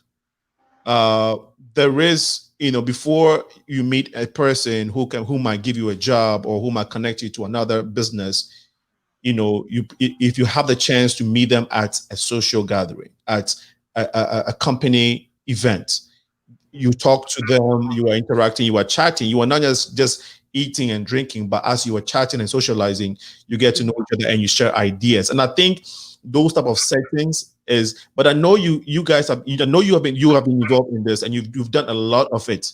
I just feel like the work is so great and we still haven't gotten to integrate that much. We need to do more of it. However, it's just my opinion. And I feel like the corporate world that you are talking with, you are coming there with one purpose, your bottom line. So even the drinking and the other one is taking, we got to speak the one language. You are all looking at the bottom line of that company. That's why we are coming. You know what I'm saying? So that is the point that I'm making. If we have a common focus, all the socializing and education will be leading us to that point. If we don't have any focus at all, it is just socializing, then that's why we are always having these breakages. No. You can tell. Yeah, a lot has been done. Yeah. I think we understand that the purpose is for us to unite, and that is why we are having these social gatherings, right? So that is why we're having them. So and we unite for what purpose?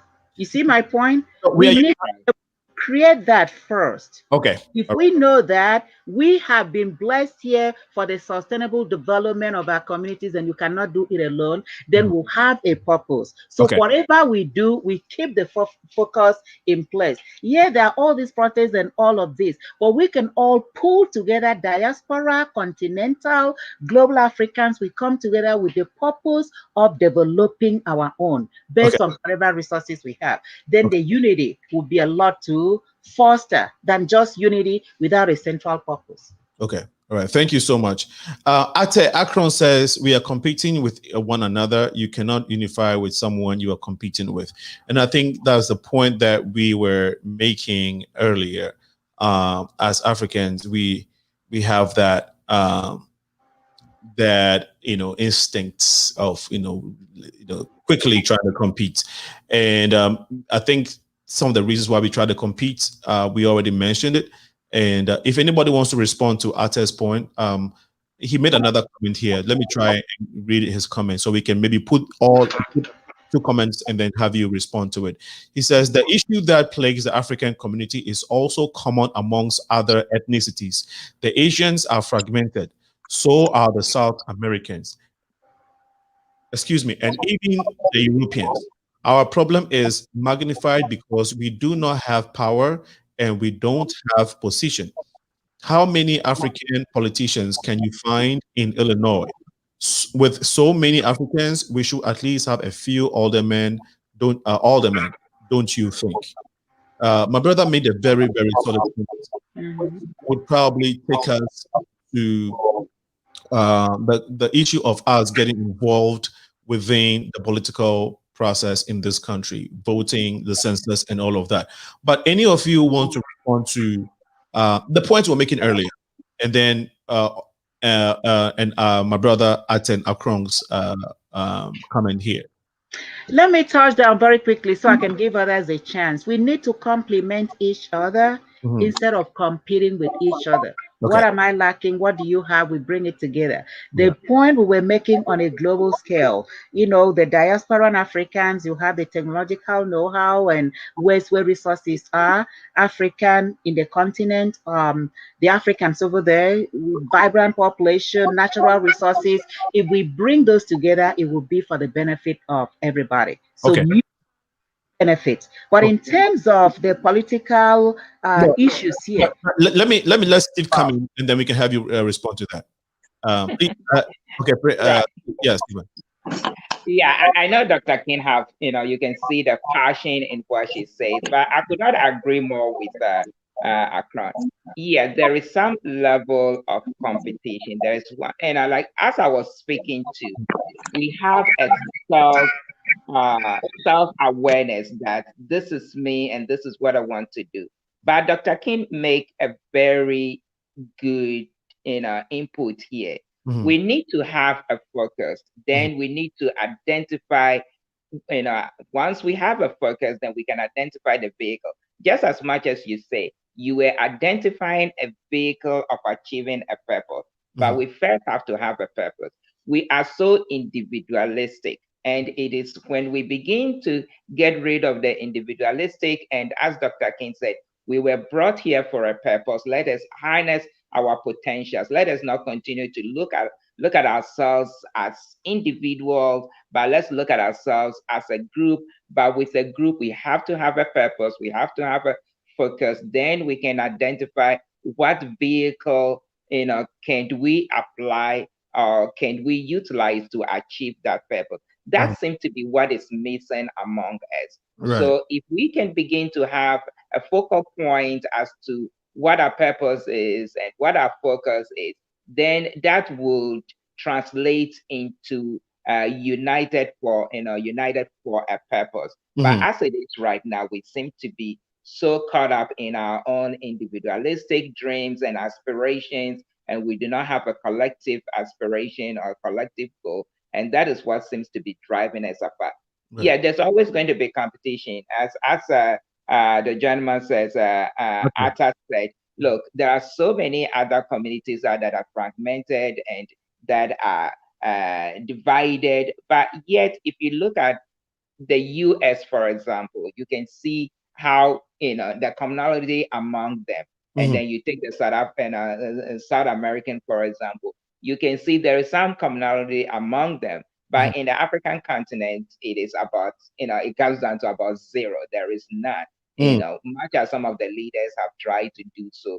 So those of us who have found ourselves here, if we can begin to look at things from a global point of view and see how we can also achieve globalization of our continent as a one people, then probably we would begin to find a common way of uniting for a purpose. So I can agree with Dr. King that we first have to have a focus, and I can agree with you that we also need to identify a vehicle to be able to achieve that purpose. So you were absolutely right. You and Dr. King was saying the same thing, but you were just looking at it from different point of view. While Dr. King was looking at what can unite us, you were looking at how can we unite? We have to have a forum. We have to have a medium.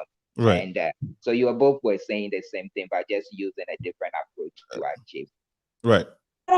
Can I contribute something? Yes, please. Yes, globalization is very important for all of us. For it to stop this individualistic way of thinking. But the biggest problem we have is the media. How the media paints Africa is what has hurt us. Okay. If we can use that same platform to introduce ourselves that we are a united front, that would really help us.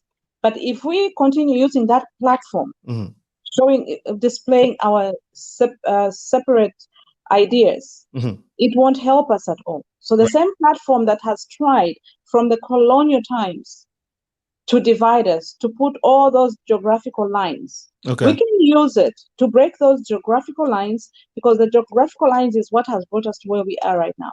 Right. Geographical lines is what has brought us to here to where we are now. It's 7:44 p.m. You're still watching and listening to the Progressive Mind Show with your favorite host, Senna, aka Alinko. You can also share the feed while you're watching. We're also on Facebook, no, YouTube. It's the Progressive Mind Show on there. Please share it so this message can be circulated within the community. This conversation is very, very key, is very, very important. If nothing at all, I keep saying COVID-19 should alert us as people of African descent in the diaspora to start looking at our unity. What are the commonalities that we have to pay attention? We have to start considering, which would encourage and motivate us, because this unity thing will take a lot of work. We can speak about it, but if we are not intentional with it and dedicated to it, we can only speak, and our children will come and meet the same scenario that we have inherited from our forefathers. We don't blame anybody, but it's our time. It's a call of duty to live for something greater than yourself. So I encourage you all, if you're watching and listening, do your part, in helping and encouraging that Africans can recognize that we are Africans. We're Black people, and we are not the names and the geographical lines that make us look like we're apple and oranges. We are oranges, but different with different tastes,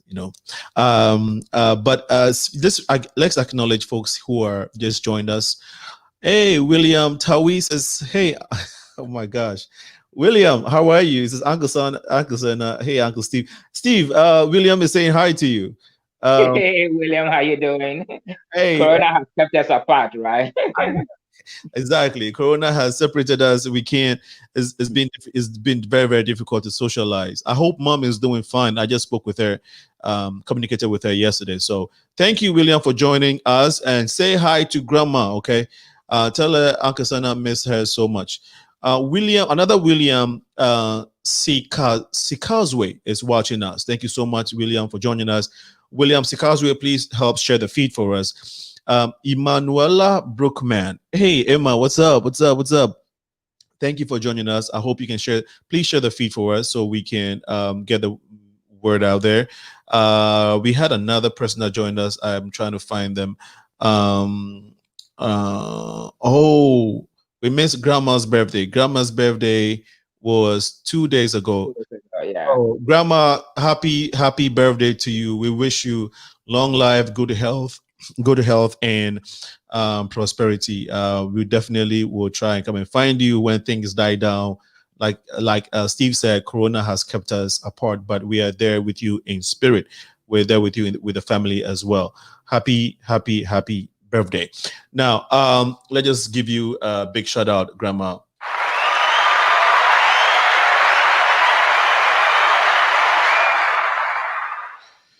Well, we want to touch, so we've had a lot of deliberation on the unity of Africans, why we are not, why we should, and when.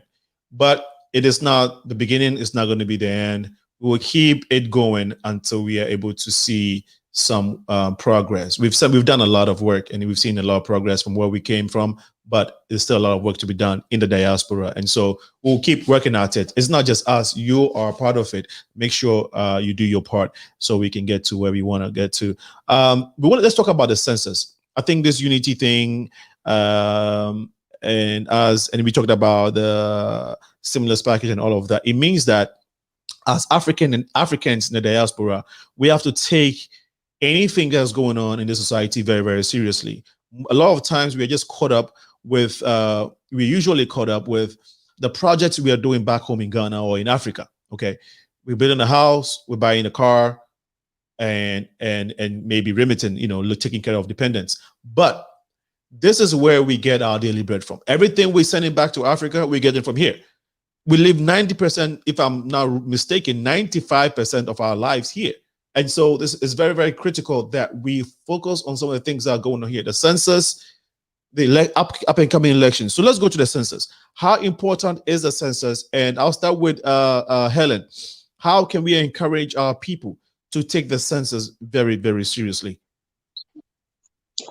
All right. The census, I know most people think that you have to be an American citizen to be part of the census. To participate, you don't need to be an American citizen. Just fill in that little slip that the post office leaves in your mailbox, or go online. The website is there for census. I can't remember the exact website. I think it's called census2020.com. Also, what the census does, it helps the community at large. Where I live, when I fill in the census, it will help how much the state and the federal will fund that a particular district, particular municipal, particular town, village where you live in.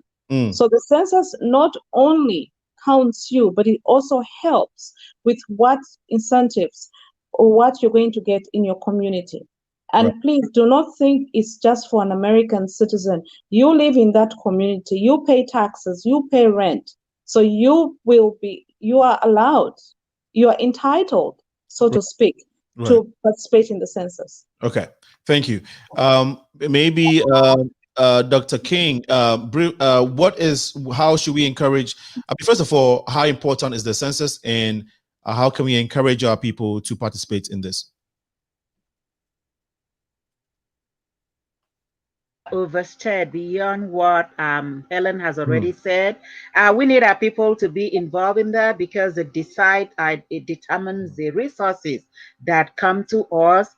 And when we are talking about the whole of USA and we're beginning to do all of these petitioning here and there, we all need to be a part of that petitioning. Which tying in with what we had talked about before, we have a purpose of we want to develop ourselves. That's when you have the power from the census. Politics is numbers. When you have the numbers, you can say, we want to elect someone in our district or whoever. We get involved in the political aspect of it. We vote somebody. That is the purpose, to develop ourselves and not having to be answering to somebody else, but that purpose will bring the unity, because I don't have to like you, you don't have to like me, but we have one purpose here that we need to focus on. By trying to work on that, we might as well get to like each other, as we move along. So that's why with the census, we put our numbers in there. When we know we have the number, why don't we, even starting from a school district, right? Even starting from as low as any municipality, you put our people in there, vote, and until we even talk about to the nation, whatever, as we know, the types of policies that will benefit us. Once we get into the census, we get the numbers, and then we begin to work in a way to have our voice. Right. We must have our voice. Thank you so much. My brother, Stephen.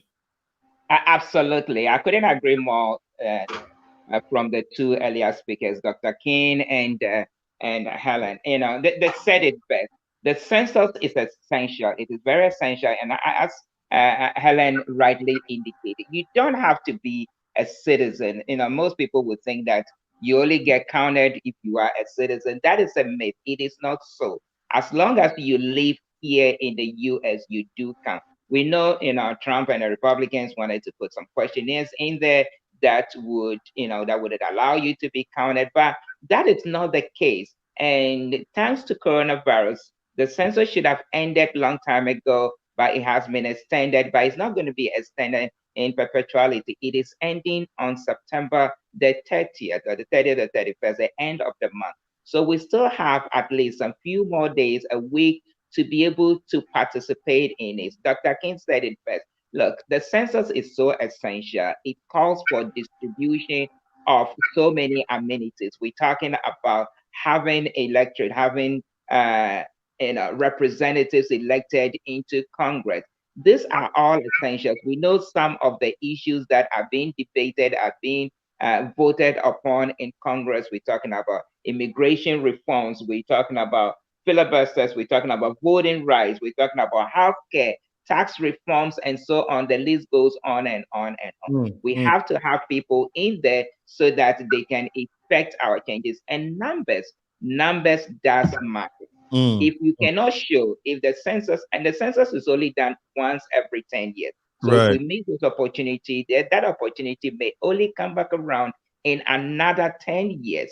So when you look at voting blocks, you see they're calling the Hispanics as the majority how do you call it, minority, the majority minority, for example. They even outnumber the blacks in our community now.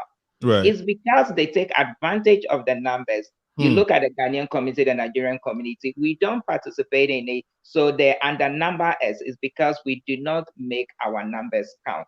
So we still have an opportunity to make our numbers count. So let us ensure it's not going to victimize you. It's not going to, expose your immigration status or anything. So I would encourage that everyone should take advantage of it, because in the next 10 years, if you do participate in it today, it's going to matter. You become a citizen maybe in the next 2, 3, 5 years. But if you do not allow yourself to be counted now, then the resources in terms of roads, in terms of hospitals, in terms of childcare facilities and what have you, your community would have lacked that, because there is no numbers to to necessitate some of these things coming into your community. So it is extremely important. It is very, very essential that we all participate in it and stand. It's always a stand to be counted. This is one time that we need to stand to be counted, so that we would matter in the larger frame of things. We will matter in the larger frame of things. I just got a message from one of the people that are working for the issue. This is an immigration organization. What do you call it? Refugee organization here in Chicago. And they're saying that the census, which happens every 10 years, is a very important way for marginalized communities, especially to be counted for and to receive funding for government services. Please email Rebecca, a census outreach worker, at rzeliu@gmail.com for assistance. It's only 5 to 10 minutes for your time, and this impacts your life for 10 years. Okay, 10 years to come. What this census, whatever is going to happen during this time, is going to be impacting our lives for the next 10 years. It's very, very important. I'm going to put the email in the post. It's rzeliu@gmail.com. If you have questions or need help with the census, you can also reach out to the UAO, United African Organization. They're also they're also helping a lot in this regard.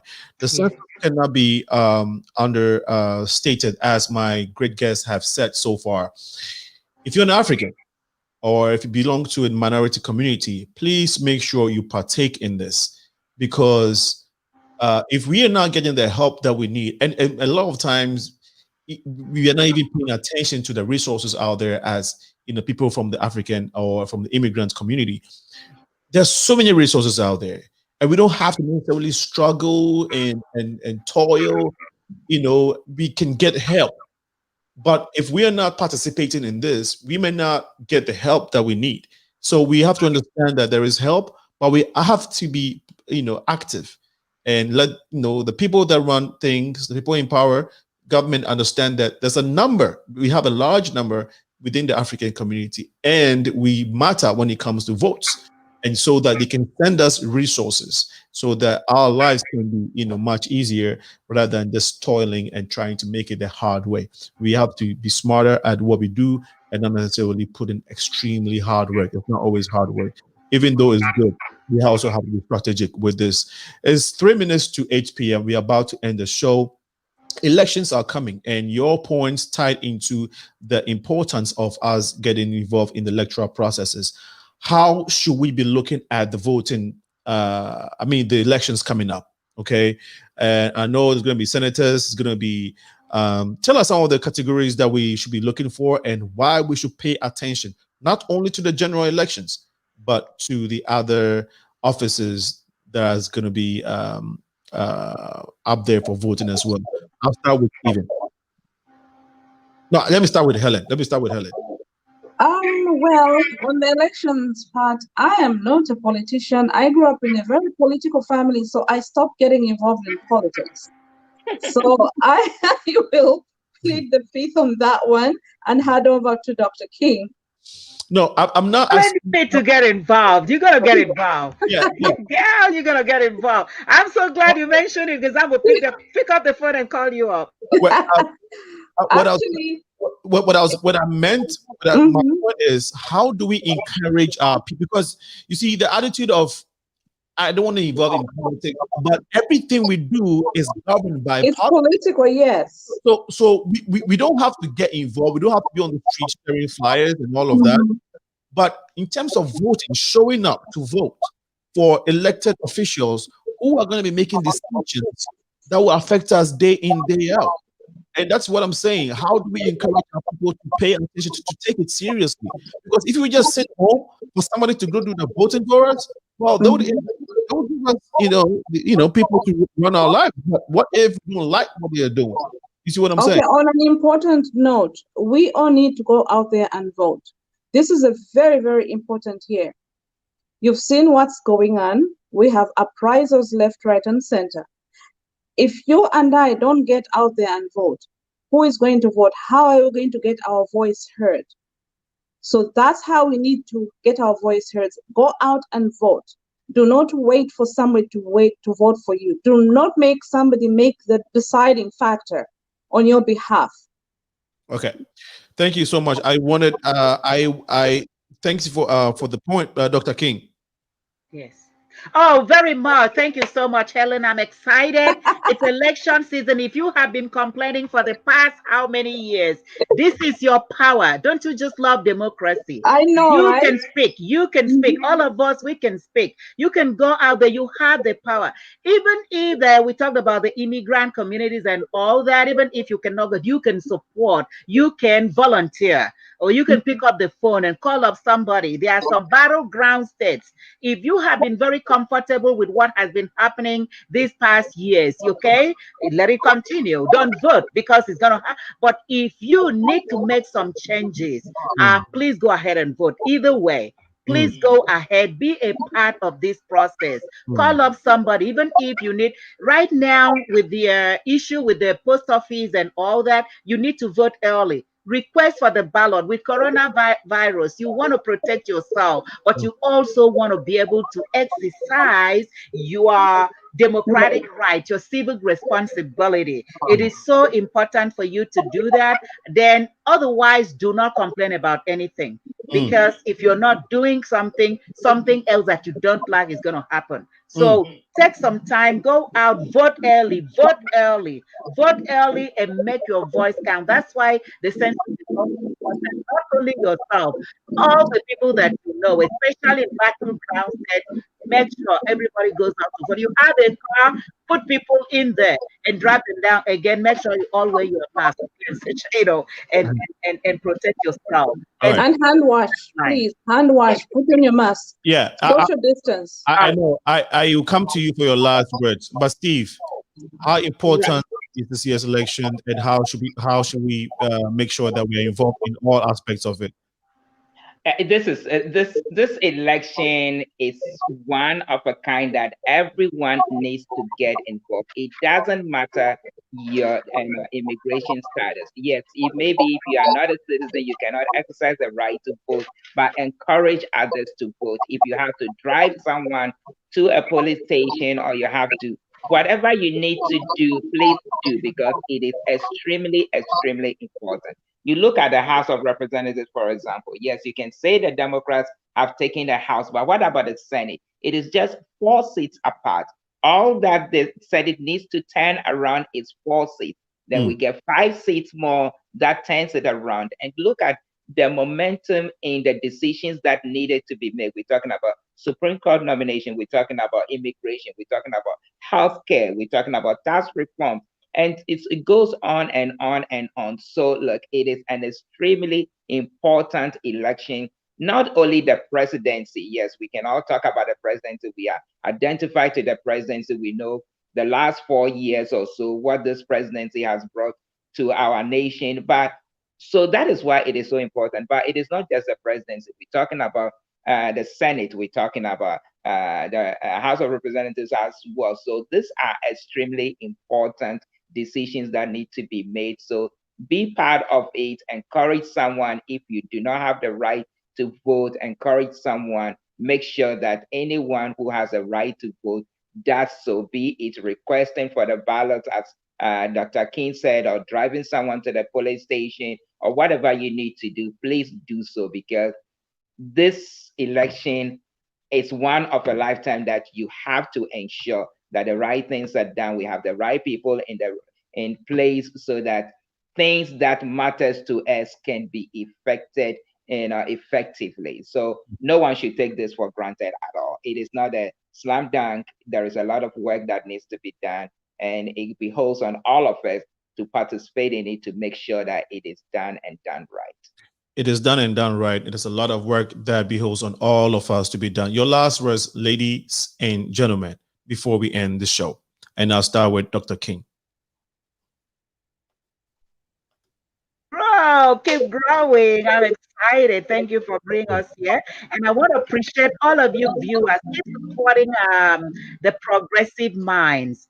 We want to move on great impact. Let's have a focus, a strategy. The strategy is not about you. It's about the community. Let's develop our communities. Let's not complain and wait for somebody else to do it. Let's get together. Have that as a focus. And then you don't need to worry about the innuendos or how the other person looks or where he comes from or what is the boundary that cuts him from Africa and all that. The focus is sustainable development of the African community. All right, here in the diaspora and back home, what is the reason why you are here? To be a blessing for your home, for yourself, and everybody else out there. Sustainable development goals 2030 is coming, only 10 years apart. God keeping us alive. If we are not proactive about it, we are not going to succeed. If you start heading, oh, you are from this geography. No. We don't have time for that. We're too old for that. All right. Only 10 years. We did not meet our MDGs in 2015. And then it got extended. Hey, boys and girls, ladies and gentlemen.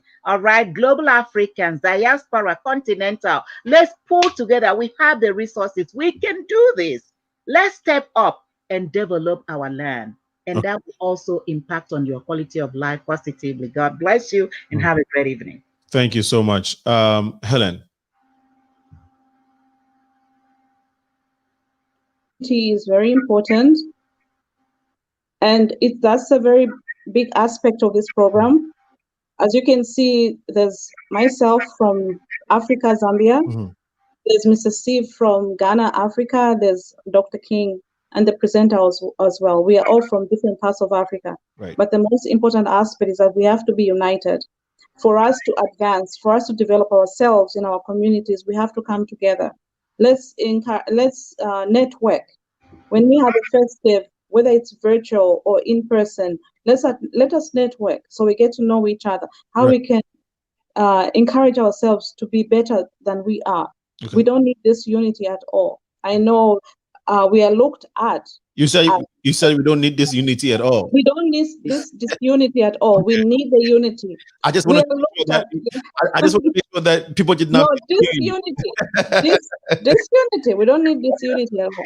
God bless her. We are looked at as a black nation, as a black continent. We are not a dark continent. We have all the resources. We have all the diamonds and the golden diamonds, the minerals. That's why the colonial masters came to the African continent. Okay. We have built the world from our own resources. They have built the skyscrapers from our minerals. So we know we are a rich continent. We are a force to reckon with. Okay. Coming to the census, we've discussed that. Just go there, fill up your census sheet, whether you're a citizen or not. Just go fill it up, because that's how you get your resources, educational funding in the district where you live in. On the elections, we need to all go out. Like Mr. Steve says, if you have to drive somebody, if you are not a registered voter, take the word out there, make phone calls, do whatever you can, because this is very important, especially to us immigrants. We need this election. Okay. And this election can only help us if we are out there to vote. And while we are voting, while we're out there taking our friends out to vote, bringing the unity in, let's be safe. COVID is still out there. Please, let's be safe. Mask, hand wash, and sanitize. Stay happy, stay safe, and be blessed. Thank you. You're welcome. My brother, Stephen. Well, I think the ladies have said it all, and I would like to just piggyback on what Helen said. The first and foremost is that coronavirus is real. Let us not think that we have flattened the curve so we can take things for granted and go out there and not protect ourselves. So let us protect ourselves. Let us adhere to the protocols and let us protect ourselves. When we begin to protect ourselves, then of course we can protect others as well. Certain things can wait, but our health cannot wait. So let us protect ourselves first. We talked about the elections.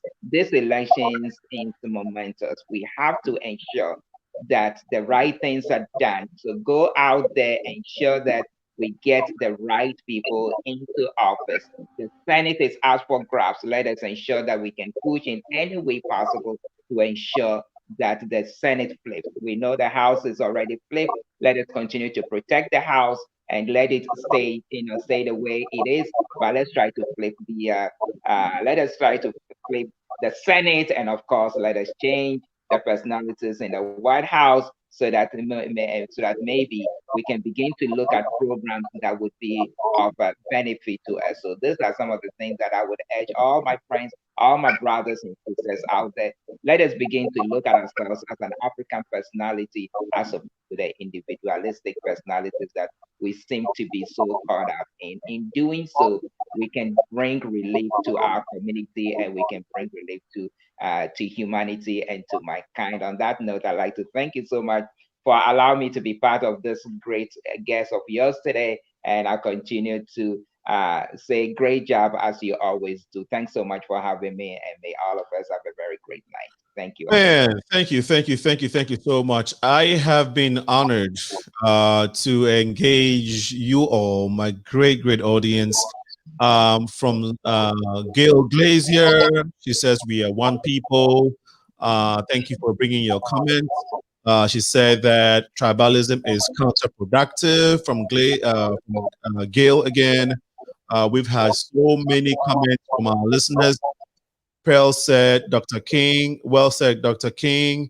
And then we had Christophe, Viv Newman, all of you who joined the feed. If I miss your name, it's not intentional. Kobe Boateng just joined us. I mean, he had been on the show. I forgot to recognize him. Kobe, my apologies. Kobe, thank you so much. And Geoffrey Opari, my senior way back in Mauli. Thank you so much for joining us. And then Antamaklo at a point was with us. Thank you so much. All Prince Boateng too, and Yvonne Bansa. Well, again, if I forgot, my apologies. Let's keep the discussions going. Communities are built by people. I think that once we identify a problem, we have the responsibility to try our hands at it first before we try to get help. And so by this attitude, we can build a better society. Steve Dare is the host of the Steve Show at ACO Radio. It's every Monday. What time is it, my brother? It is 5 to 7 p.m. Every Monday. Every Monday, 5 to 7 p.m. You can join Steve there, as you have heard him, cool, collected,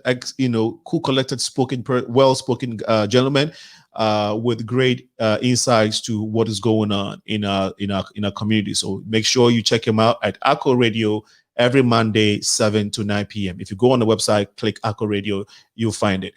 Now, my other guest, Helen SICHINGA from the African community, the leader of an African community called Zambia, okay, in Chicago.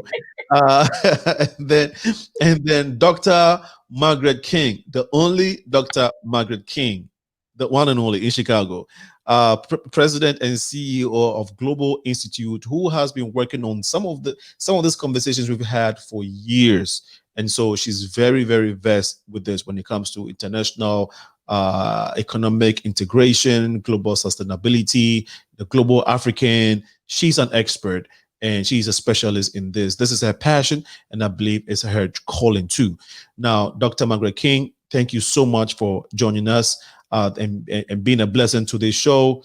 Helen, thank you so much. Steve there, thank you so much.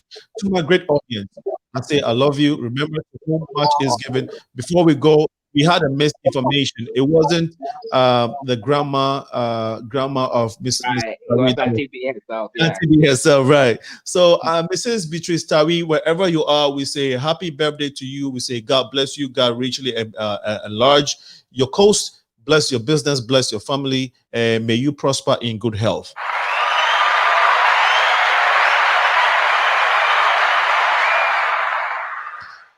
On that note, take the census very serious. Make sure you're part of the political process in this country as you pay attention to what's going on in Africa. Once again, this has been your favorite host, Senna, aka with the progressive, aka Alinko with the Progressive Mind Show. I say God bless you. Remember again, to whom much is given, much is required. Next week, Wednesday, 6 to 8 p.m. We shall be here to serve you. Bye-bye, guys. See you.